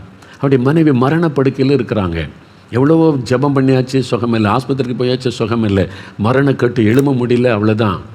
உடனே ஜெபம் பண்ணுங்க பாஸ்டர்னு இவர் போய் படுக்க பக்கத்துலேருந்து கண்ணை மூடி இயேசுவேன்னு சொன்னார். அவர் கண் முன்னாலே தேவன் ஒரு காட்சியை காண்பித்தாராம். என்னடா இப்படி ஒரு காட்சி வருதுன்னு அவரால் நம்ப முடியல, சொல்லாமல் திரும்ப திரும்ப அந்த காட்சி வருது. என்னன்னு கேட்டால், சப்பாத்தி சுடுற கல் இருக்குல்ல, சப்பாத்தி சுடுவாங்க. அது நார்த் இந்தியாவில் அங்கே மெயின் உணவுன்றதுனால நல்ல விதவிதமான சப்பாத்தி சுடுற கற்கள் இருக்கும். அந்த பாத்திரம், அந்த தோசைக்கல் மாதிரி சப்பாத்தி கல், அது வந்து அப்படியே ஆடுதான் அவர் கண் முன்னால். இவர் கண்ணை மூடி இவங்களோட சுகத்துக்கு ஜெபிச்சா சப்பாத்தி கல் வந்து ஆடுதான். இவருக்கு புரியல, இது எதுக்கு நமக்கு தெரியுது. 2-3 முறை ஜெபிச்சா 2-3 முறையும் அதே மாதிரி. உடனே இவர் என்ன பண்ணார், கணவரை பார்த்து, ஆண்டவர் வந்து சப்பாத்தி கல்லை காமிக்கிறாரு, அதுக்கும் உங்களுக்கு என்ன சம்பந்தம் அப்படின்னு கேட்டார். அந்த கணவர் சொன்னார், இது தானே என் மனைவிட்ட சொல்லி கேட்கலையே. இவருக்கு அதிர்ச்சி, என்னது சப்பாத்தி கல்லுக்கு இந்த அம்மா வியாதிப்பட்டதுக்கு என்னங்க சம்பந்தம் இருக்குது.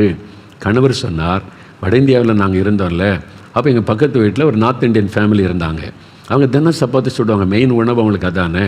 அப்போ எண்ணெல்லாம் போடாமல் சப்பாத்தி சுட ஒரு கல், நானும் ஏதோ ஒரு கல்லெல்லாம் வாங்கி கொடுத்தேன், இது சரியாக வரமாட்டேங்குதுன்னு அவங்க வீட்டில் இரவலுக்கு கொஞ்சம் கொடுங்க சப்பாத்தி கல்லை, நான் உங்களுக்கு தந்து விடுகிறேன்னு என் மனைவி இரவலுக்கு வாங்கினதை அதில் வச்சு சுட்டு அவங்களுக்கு ரொம்ப திருப்தியாக நல்லா இருந்துச்சு. அந்த கல் மேலே ஆசை வந்து விட்டார்.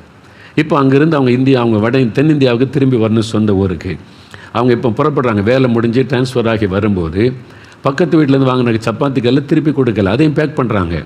அப்படியே கணவர் சொன்னாரா, இது பக்கத்து வீடு அவங்களுக்கு உள்ளதில்லை, அது கொடுத்துடுவான்னா. இல்லை, இது ரொம்ப நல்லா இருக்குது, நம்ம ஊரில் இப்படி கல்லெலாம் கிடைக்காது, இதை கொண்டு போயிடலாம். அவங்களே கேட்கல, மறந்துட்டாங்க. இல்லை அது தப்பு, அடுத்தவங்கள்ட்ட கல்லுக்கு வாங்கின திருப்பி கொடுத்துரு, அல்லது போய் சொல்லு இது மாதிரி எனக்கு தாங்கன்னு கேளு. அப்படிலாம் இல்லை, அவங்களே மறந்துட்டாங்க, சும்மா இருங்கன்னு பேக் பண்ணி கொண்டு வந்துட்டாங்க. இப்போ அந்த வீட்டை தேடி இருப்பாங்கல்ல, ஒரு இரவெல்லாம் ஒரு கல் கொடுத்தேன் திரும்பி தரலையே, அது அவங்க தேடும்போது நினச்சிருப்பாங்கல்ல, அடுத்தவங்களுடைய பொருளை இச்சிப்பதே ஒரு பாவம். அது அவங்களுக்கு தெரியாமல் திருடி கொண்டு வருவது ஒரு பாவம்.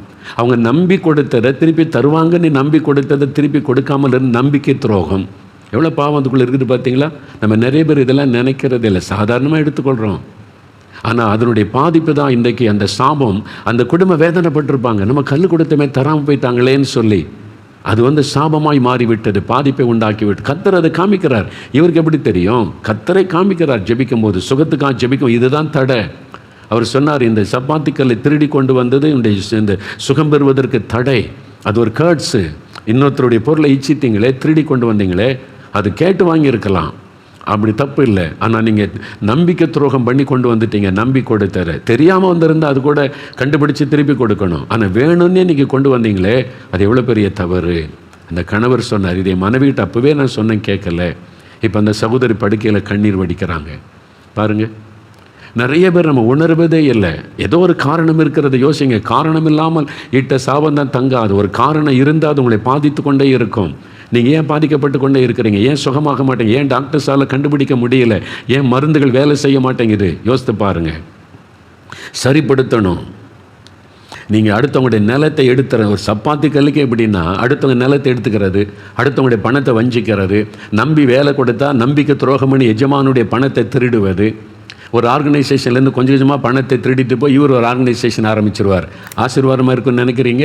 சிலர் ஊழியமே ஆரம்பிச்சிருவாங்க. இந்த ஊழியத்தில் திருடி அவர் போய் ஊழியம் ஆரம்பிக்க, அந்த ஊழியத்தை கர்த்தர் ஆசீர்வதிப்பாரா? சாபம். சாபத்தை கொண்டு வரும். நீ திருடிட்டு வந்த, ஏமாற்றிட்டு வந்த, உன்னை நம்பிக்கை கொடுத்ததை நம்பிக்கை துரோகம் பண்ணின, உன்னை நம்பி பொறுப்பு கொடுத்தவங்களை நீ வந்து பேசுவது, எழுதுவது, அவங்களுடைய காரியத்தை திருடுவது, பொய்யான காரியத்தை பரப்புவது, நம்பிக்கை துரோகம் சாபமாகிவிடும். எல்லாம் அறிந்து கொள்ளுங்க. சாபம் இதை நிறைய பேர் யோசிக்கிறதே இல்லை. நிலங்கள், பொருட்கள், அது மாதிரி சில பணம், உங்களுடைய சகோதரனுடைய சொத்து உங்கள்கிட்ட இருக்கக்கூடாது. ஒரு விதவுடைய சொத்து உங்களுடைய நியாயமாக பிரித்து கொடுத்தீங்களா, அவங்கள ஏமாற்றிட்டீங்களா, அது சாபமாகி விடும். ஆண்டவர் எல்லாத்தையும் பார்த்து கொண்டு இருக்கிறார். மனிதனை ஏமாற்றிடலாம், ஆண்டவர் ஏமாற்ற முடியாது. நீங்கள் காணிக்க கொடுத்தெல்லாம் அவரை சமரசம் பண்ண முடியாது. சரிப்படுத்தி கொடுக்க வேண்டியதை திருப்பி கொடு, அவன் நிலத்தை கொடுத்துரு, அவன் பணத்தை திருப்பி கொடு. அப்போ தான் அந்த சாபம் மாறும். அப்போ மனம் திரும்பணும். முதல்ல விசுவாசிங்க, ஆண்டவர் மன்னிக்க ஆயத்தம். ஆனால் நீங்கள் மனம் திரும்பணும், சரிப்படுத்தணும். அப்போ தான் ஆண்டவர் மன்னிப்பார்.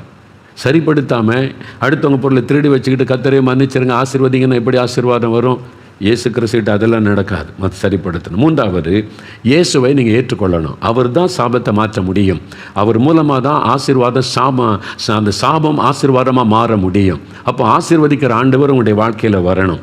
அவர் தான் சாபத்திலிருந்து விடுதலை கொடுத்து உங்களுடைய லைஃப்பை ஆசீர்வாதமாக மாற்றக்கூடியவர். ஒரு சமயம் ஒரு குடும்பத்தார் தூர இடத்துலேருந்து என்னை பார்க்க 4 மாடிக்கு வந்திருந்தாங்க. அந்த குடும்பத்தை அவங்க அது பேர் தாய், தகப்பன், அது மாதிரி ஒரு வாலிப மகள் கையில் குழந்தையோடு வந்திருந்தாங்க. அவருடைய கணவர், ஒரு பெரிய ஃபேமிலி. அதில் எல்லாம் பார்த்தா கிறிஸ்தவங்க இல்லை. அது மாதிரி தான் அவளை பார்த்த உடனே தெரிந்து விட்டார். அந்த கையில் குழந்தை வச்சிருக்கிற வாலிப மகள் தான் பேசினாங்க. எங்கள் அப்பா, அம்மா, என் சகோதரன், என் கணவர் எல்லாத்தையும் அறிமுகப்படுத்திட்டு ஒரு காரியம் சொன்னாங்க. ஐயா, எங்கள் குடும்பத்து மேலே ஒரு சாபம். அது சாபம்னா முன்னோருடைய ஏதோ ஒரு பாவத்தினால சாபம் தொடர்ந்து இவங்களுடைய சகோதரன், சகோதரி, அவங்களுடைய கை கால்கள் எல்லாம் ரெட்டையாக இருக்கும். மாட்டுக்கால மாதிரி அப்படி ரெட்டையாக. அவங்களுடைய குழந்தைகள் கூட 2வது தலைமுறையில் பிறந்த குழந்தைகள் கூட மாட்டு கால்களைப் போல விரல்கள், கால், கையில் அப்படி ரெட்டையாக இருக்குமா, அப்படி விரிஞ்சு ரெட்டையாக. அது எங்கள் கிராமத்தில் எங்கள் சொந்த குடும்பத்தில் பார்த்துருக்குறேன். அவங்களும் அதை சொன்னாங்க. அந்த சகோதரி எங்கள் வீட்டில் அது ஒரு கேர்ட்ஸு. அப்போ அந்த தகப்பனாச்சுன்னா எங்கள் தாத்தா, எங்கள் அப்பா, எங்களுடைய தாத்தா யாரோ ஏதோ ஒன்று பண்ணியிருக்கிறாங்க. அந்த இரத்தப்பள்ளி சாபமாக தொடருது. அதனால் அவங்க அப்பா பாருங்கள், இந்த சாபம் மாறுவதற்கு என்னென்னவோ பரிகாரம் செய்கிறாங்களே. எவ்வளோ பண செலவு, பெரிய பணக்காரங்க பண செலவு பண்ணி அங்கே இங்கே யார் யார் என்ன சொல்கிறாங்களே எல்லா பரிகாரமும் பண்ணி பண செலவு பண்ணி பார்த்தோம், சாபம் மாறவில்லை. அவருடைய தகப்பனார் வேதனையோடு சொல்லுவாராம், என்ன பண்ணுறதுன்னு தெரியல, நம்ம குடும்பத்தை இந்த சாபம் போட்டு வதைக்கிறது. எங்கள் அப்பா என்ன பண்ணாரோ தெரியல, தாத்தா என்ன பண்ணாரோ தெரியலையே, ஏதோ ஒரு சாபம் தொடருதே அப்படின்னு வருத்தப்படுவாராம். ஆனால் இந்த வாலிப மகள் காலேஜில் படிக்கும்போது இயேசுவை பற்றி அறிந்து கொண்டாங்க. இயேசு சிலுவையில் சாபமானார், அவருடைய இரத்தத்தின் மூலமாக சாபத்திலிருந்து விடுதலை உண்டாகும் என்பதை அறிந்து கொண்டு இயேசுவை ஏற்றுக்கொண்ட. இந்த இயேசு எனக்கு வேணும், அவர் தான் என் குடும்பத்தின் சாபத்திலிருந்து என்னை காப்பாற்ற முடியும். இயேசுக்கு தன் வாழ்க்கை ஒப்பு கொடுத்து இயேசுவின் பிள்ளையாக மாறிட்டாங்க. அவருடைய குடும்பத்தார் ஏற்கனவே சாபத்தில் கஷ்டப்படுறாங்களா. மகள் இயேசு மேலே விசுவாசம் வச்சிருக்கிற பார்த்து ஒன்றுமே சொல்ல, சரிம்மா ஏதோ நீ நல்லதை தேடிக்கொண்ட, நீ அதில் உறுதியாக இருந்துக்க, நாங்கள் எதுவும் தடை சொல்ல மாட்டோம். நம்மளும் என்னென்னவோ பரிகாரம் பண்ணி பார்த்து ஒன்று நம்ம குடும்பத்தில் ஆசீர்வாதத்தை காணும், நீயாவது நல்லா இருன்னு சொல்லி திருமணம் பண்ணும்போது எனக்கு கிறிஸ்தவ விசுவாசிக்கிற பையனை தான் கல்யாணம் பண்ணு, சரி உன் இஷ்டப்படி செய்து தருகிறோன்னு கல்யாணம் முடிந்தார். இப்போ கர்ப்பவதி ஆனபோது அவங்கெல்லாம் சொன்னாங்க, உன் குழந்தைக்கும் அப்படி தான் பிறக்கும், ஏன்னா சகோதரன் சகோதரி பிள்ளைகள் எல்லாம் அப்படி தான் பிறந்திருக்க குழந்தைகள், உன் குழந்தைக்கும் ரெட்டைக்கால் ரெட்டைக்கை மாட்டுக்காலை போல தான் இருக்கும். ஆனால் இவள் சொன்னால் இல்லை, என் குழந்தை அப்படி இல்லை, 5 விரல்களோட அழகான குழந்தை இயேசு எனக்கு தருவார். அது எப்படி சொல்கிற அப்படின்னு கேட்டால், இப்போ என் தகப்பன் இயேசு, அவரை நான் என் ஆண்டவராக தகப்பனாக ஏற்றுக்கொண்டேன். இப்போ அவர் தான் என் தகப்பன், நான் இயேசுவின் குடும்பத்துக்குள் வந்து விட்டேன். அப்போ இயேசு என் தகப்பனாக இருக்கிறதுனால அவர் மேலே ஒரு சாபமும் கிடையாது. அவர் ஆசீர்வதிக்கிறவர், அவருடைய ஆசீர்வாதம் தான் எனக்கு வறுமை இல்லாமல் சாபம் என் மேலே பலிக்காது. நம்ம குடும்பத்தில் எல்லாருமே பாதிக்கப்பட்டிருக்கோம், அண்ணன் அக்கா எல்லா குழந்தைகளும் பாதிக்கப்பட்டிருக்கு. யார் பாதிக்கப்பட்டாலும் நான் இப்போ இயேசுவுக்கு சொந்தம், இயேசுவின் குடும்பத்துக்குள்ளே வந்துட்டேன். அவர் தான் என் தகப்பன், ஜீசஸ் ஜெனரேஷன், அவருடைய குடும்பம், அவருடைய ஆசீர்வாதம் தான் வரும். பார்க்கலாம், எல்லாம் சவால் விட்ட பார்ப்போம், குழந்தை பிறகிட்ட பார்ப்போம், பார்க்கலாம். இவள் கண்ணீரும் ஜெபம் பண்ணினாள், ஆண்டவரே நான் உம்முடைய பிள்ளை, நான் நீர் தான் என் தகப்பன், உம்முடைய ஆசீர்வாதத்துக்குள்ளே வந்துட்டேன், எந்த முன்னோருடைய சாபமும் என்னை தொடரக்கூடாது, இயேசுவின் ரத்தத்தின் வல்லமையினால் சாப கட்டுகள் அறுக்கப்பட்டு போகட்டும் விசுவாசத்தோடு ஜெபம் பண்ணினாங்க. குழந்தை பிறந்தது. எல்லாரும் ஓடி போய் குழந்தை கை விரல் கால் விரலை பார்த்தாங்க. 5 விரல்களோடு அழகான குழந்தை. அந்த குழந்தை தூக்கிட்டு வந்த அந்த சகோதரி எனக்காம், ஐயா பாருங்க ஐயா, என்னுடைய குழந்தை ஆண்டவர் அழகான குழந்தை தந்திருக்கிறார், என்னை சாபத்தில் இந்த ஆண்டவர் விடுவித்து விட்டார். ஜெனரேஷனாக சந்ததியாய் தொடர்ந்து வந்த சாபம் மாறிவிட்டது. இயேசுவுக்குள்ளே வந்துட்டா சாபக்கட்டு மாறிவிடும். அதுதான் ஆண்டவர் சொல்லுகிற காரியம். வெளிநாடு ஒன்றில் ஒரு கணவன் மனைவி, நல்ல ஆண்டவருடைய பிள்ளைகள், செபிக்கிறவங்க, விசுவாசிகள். அவங்களுக்கு ஒரு பையனும் ஒரு பொண்ணு, 2 குழந்தைகள். ஆஸ்பத்திரியில் ஒரு குழந்தை அனாதையாக விடப்பட்டு விட்டார். தாய் போட்டு விட்டு போய்விட்டாள். அதை கேள்விப்பட்டு இவங்க போய் அந்த குழந்தையை தத்தெடுத்து கொண்டாங்க. சரி, பெண் குழந்தை நாங்கள் தத்தெடுத்து கொள்கிறோம், எங்கள் வீட்டில் குழந்தையாக வளரட்டும்னு சொல்லி சொந்த குழந்தை 3வது குழந்தையாய் வளர்த்து வந்தாங்க. நல்லா அவங்க சர்ச்சுக்கு போவாங்க, ஜெபிப்பாங்க, பிள்ளைகள் எல்லாம் ஆவிக்குரிய வாழ்க்கையில் வளர்த்து வந்தாங்க. எல்லாம் நல்லா போச்சு. 3 பிள்ளைகளும் டீனேஜ் பருவம் வந்த உடனே தத்தெடுத்த அந்த பெண் குழந்தை வழி தவற ஆரம்பித்தாள், தப்பாய் நடக்க ஆரம்பித்தாள், உலக போக்கிலே போக ஆரம்பித்தாள். இவங்க ரொம்ப பாரமாயிட்டு. மற்ற 2 பிள்ளைகளும் நல்லா இருக்காங்க, இந்த பிள்ளை மாத்திரம் பாவத்தில் ஒரு மாதிரி கேடான வழிகளிலே போகிறாள், தாறுமாறாய் நடக்கிறாள், பாய் ஃப்ரெண்டு, குடிக்கிறது, வெறிக்கிறது, அப்படிலாம் போகிறாள். இவங்க கூப்பிட்டு சொன்னாங்க, நம்ம ஆண்டவருடைய பிள்ளைங்க உலக மக்களைப் போல இருக்கக்கூடாது, நம்ம ஆண்டவருடைய பிள்ளைகள் எவ்வளோ சொல்லி பார்த்தாங்க, சரின்னுமா அப்படி தான் வாழுவாள். அப்போ ரொம்ப இவங்களுக்கு துக்கமாகி விட்டது. இவளை சொன்னாலும் கேட்க மாட்டேங்கிறா, கண்ட்ரோல் பண்ண முடியல, என்ன பண்ணுறது?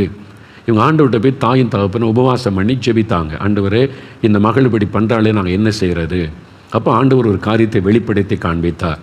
நீங்கள் தத்தெடுத்து வளர்த்தீங்களே இந்த மகள், அவளுடைய தாய் ஒரு வேசியாக வாழ்க்கை வாழ்ந்தவள்.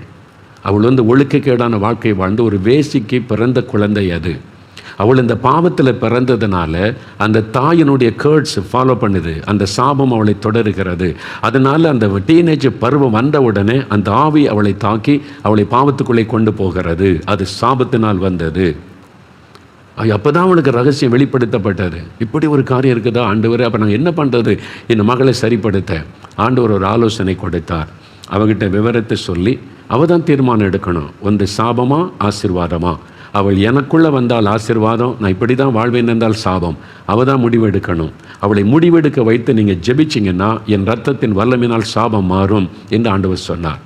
ஒரு நாள் இந்த மகள் வந்த உடனே உட்கார வைத்து தாயின் தகப்பன் உட்கார்ந்து அப்போ தான் சொன்னாங்க, நீ எங்களுக்கு பிறந்த பிள்ளை அல்ல, உன் ஆஸ்பத்திரியிலேருந்து தத்தெடுத்து கொண்டு வந்தோம், நீ ஏன் இப்படி தாறுமாறாக நடக்கிறேன்னு ஆண்டவர்கிட்ட ஜெபித்த போது ஆண்டவர் எங்களுக்கு தெளிவாக ஒரு காரியம் சொன்னார். உன்னுடைய தாய் அவள் விபச்சார வேசித்தனத்திலே வாழ்ந்து அதில் பிறந்த குழந்தை தான் நீ, அதனால தான் ஆஸ்பத்திரியில் போட்டுவிட்டு போய்விட்டாள். இப்போ உன்னுடைய தாயினுடைய பாவம் சாபமாய் உன்னை தொடருது.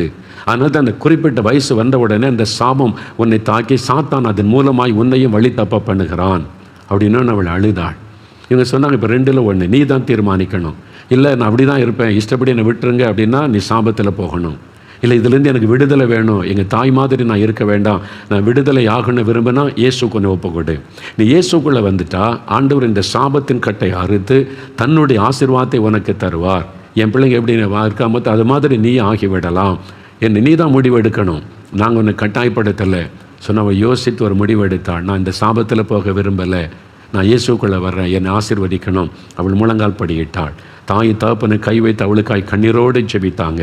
இன்று கூட அந்த சாபக்கட்டுகள் அழிக்கப்படட்டும், இயேசுவின் ரத்தத்தினால் சாபக்கட்டுகள் அறுக்கப்படட்டும், நீ ரத்தத்துக்குள் ஒப்பு கொடுத்து ஜெபித்தாங்க. அவ்வளோதான். அந்த நாளில் இருந்து அவருடைய சுபாவம் மாறிவிட்டது, குணங்கள் மாறிவிட்டது. தேவனுடைய பிள்ளையாய் மாறி நல்ல மற்ற பிள்ளைகளைப் போல நல்ல பரிசுத்தத்திலே வளர ஆரம்பித்து விட்டாள். சாபக்கட்டு அறுக்கப்படாட்டா பிள்ளைகள் அப்படி தான். இன்றைக்கி நிறைய பிள்ளைகள் வழி தப்புறாங்க, குடிக்கிறாங்க, துன்மார்க்கத்தில் போகிறாங்க. தகப்பனுடைய பாவம் தொடர்ந்து சாபமாய் வரக்கூடும். அந்த கட்டை நீங்கள் அறுக்காட்டா அவங்க விடுதலை உண்டாகாது. சில நோய்கள் சாபமாய் சந்ததியாய் தொடரும். அது நீங்கள் அந்த கட்டுகள் அறுக்கப்பட ஜெபிக்காட்டா அது தொடர்ந்து உங்களை பாதித்து கொண்டே இருக்கும். வறுமை, இழப்புகள், நஷ்டங்கள், மரணங்கள் என்று தற்கொலை, சில குடும்பத்தில் தொடர்ந்து தற்கொலை. ஐயோ, ஒருத்தருக்கு மாத்திரம் தற்கொலை பண்ணி சாகுறேன், வருஷத்தில் ஒருத்தர் செத்துக்கிட்டே இருக்காங்கம்பாங்க. அது ஒரு சாபம், அந்த சாபத்தில் கிரியை செய்கிற ஆவி. அப்போ இயேசுக்கு உங்களை ஒப்பு கொடுத்து அவருக்குள்ளே வரும்போது அவருடைய ஆசீர்வாதத்துக்குள்ளே நீங்கள் வர்றீங்க. அவர் தான் சாபத்தை மாற்றி ஆசீர்வதிக்கிற தேவன். சாபத்தில் இந்த விடுதலை இலவசம். இந்த பரிகாரன்ற பேரில் எத்தனை லட்சம் செலவு பண்ணாலும் பணம் செலவு பண்ணி விடுதலை பெறவே முடியாது, அறிந்து கொள்ளுங்க. பாவத்தில் இந்த விடுதலை, சாபத்தில் இந்த விடுதலை இலவசம். அது ஆண்டவர் நமக்கு கொடுக்குற ஆசீர்வாதம். பணம் கொடுத்துல வாங்க முடியாது. அது பிசாசனுடைய தந்திரம், ஏமாற்றுகிற காரியம். அதனால் விடுதலை வராது. கடைசியாக 4வது ஒரு காரியம், இப்போ என்ன செய்யணும்? ஜெபிக்கணும். முதல்ல விசுவாசிங்க, 2வது மனம் திரும்புங்க, 3வது இயேசுவுக்கு உங்களுடைய வாழ்க்கையில் இடம் கொடுத்து அவருக்குள்ளே வந்துடுங்க. 4வது ஜெபிக்கணும், அறிக்கை செய்து ஜெபிக்கணும். எப்படி ஜெபிக்கணும்? ஆண்டவரே, இந்த சாபத்தை சிலுவையில் சுமந்தீங்க, உங்களுடைய ரத்தத்தினாலே சாபத்தில் விடுதலை உண்டுன்றதை விசுவாசிக்கிறேன். இப்போ என் மேலே, என் குடும்பத்தின் மேலே இருக்கிற சாபக்கட்டுகள் அறுக்கப்படணும். என் பிள்ளைகளை தொடர்ந்து வருகிற சாபக்கட்டு அறுக்கப்படணும். இயேசுவின் நாமத்தில், இயேசுவின் ரத்தத்தின் வல்லமை எங்கள் மேலே, எங்கள் குடும்பத்தின் மேலே தெளிக்கப்படட்டும். இன்றைக்கு இயேசு கிறிஸ்துவின் நாமத்தில் இந்த சாபக்கட்டு அறுக்கப்படட்டும்னு ஜெபிக்கும் போது கட்டுகள் அறுக்கப்படும். உடனே மாற்றம் உண்டாவதை நீங்கள் காண்பீங்க. சில வருஷத்துக்கு முன்னால் ஒரு குடும்பம், கணவன் மனைவி, அவங்க வந்து நல்ல வசதியான குடும்பம், நிறைய டிரான்ஸ்போர்ட் வச்சுருக்கிறாங்க, நல்ல வசதி செல்வ செழிப்பில் இருந்திருக்காங்க. திடீரென்று ஒவ்வொன்றாக இழந்து கொண்டே வந்தாங்க. நஷ்டங்கள், இழப்புகள், அப்படியே பண கஷ்டம் வரைக்கும் வந்து விட்டார். வியாதி, அப்படி அந்த சகோதரி மனைவிக்கு 7 விதமான வியாதியாம். ஹார்ட்டில் ப்ராப்ளம், லங்ஸில் ப்ராப்ளம், லிவர் ப்ராப்ளம், கர்ப்பப்பையில் பிரச்சனை, 7 விதமான நோய்க்கு இவ்வளோ மாத்திரை சாப்பிட, கை நிறையா. ஃபேமிலி டாக்டர் சொல்லிட்டாங்க, எல்லாம் செக் பண்ணிட்டு இவ்வளோ பாதிப்பு இருக்குதுன்னு. அப்போ நஷ்டம் ஒரு பக்கம், இழப்பு ஒரு பக்கம், அதனால் அவமான நிந்த அந்த வியாதி ஒரு பக்கம். அவங்க நினச்சாங்களே யாரும் நமக்கு பில்லி சூன்யம் பண்ணிட்டாங்க, மந்திரம் பண்ணிட்டாங்க, அதனால தான் நம்ம பாதிக்கப்படணும்னு சொல்லி 4 மாவட்ட ஜெபத்துக்கு வந்தாங்க, திறப்பின் வாசல் ஜெபத்திற்கு. அப்போ வந்திருக்கும் போது அன்றைக்கு சாபத்தை குறித்தும் சாபத்திலிருந்து விடுதலை பெறுவதை குறித்து நான் பிரசங்கம் பண்ணி இருக்கிறேன். அது கேட்ட உடனே அவங்களுக்கு ஒரு வெளிச்சம் தெரிந்தது.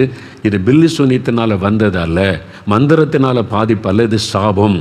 நம்ம செய்த சில பாவத்தை ஆண்டவர் உணர்த்தி இருக்கிறார். சில விக்கிரக ஆராதனை, ஆண்டவருக்கு பிரியமில்லாத சில பாவ காரியம், பேய் வணக்கங்கள் என்று தேவன் சிலது காமிச்ச உடனே இந்த பாவத்தினால தான் இது சாபமாக தொடருது, இதிலிருந்து இயேசு விடுதலை தரணும். அந்த கூட்டத்திலேயே கண்ணீரோட, ஆண்டவரே நாங்கள் தெரியாமல் இந்த பாவத்தில் இருந்துட்டோம், எங்களுக்கு அது தெரியாது, பக்தின்ற நிலைமையில் எல்லாத்தையும் நாங்கள் வணங்கிட்டோம், ஆனால் இது சாபத்தை கொண்டு வரும்னு தெரியாது, எங்களை மன்னிச்சு இயேசுவே உடைய ரத்தத்தினால் விடுதலை கொடுங்கன்னு அழுது ஜெபிச்சிருக்கிறாங்க. அவ்வளோதான், ஒரு தேவ வல்லமை அவங்களை தொட்டார். வீட்டுக்கு போயிட்டாங்க. 1 வாரம் கழித்து என்னை பார்க்கணுன்னு சொல்லி அவங்க என்னை பார்க்க கணவன் மனைவி 2 பேரும் வந்திருந்தாங்க. அவங்கள உட்கார வைத்து பேசும்போது அப்போ தான் இதெல்லாம் அவங்க சொன்னாங்க. என்ன நடந்ததுன்னு கேட்டேன். இதெல்லாம் சொல்லி நாங்கள் இந்த ஜெபத்தில் வந்து கண்ணீரோடு அழுது இயேசுக்கு ஒப்பு கொடுத்து ஜெபித்த போது சாபக்கட்டுகள் மாறிவிட்டார். நான் கேட்டேன், சாபம் மாறிட்டுன்னு எப்படி சொல்கிறீங்க அப்படின்னு கேட்டேன்.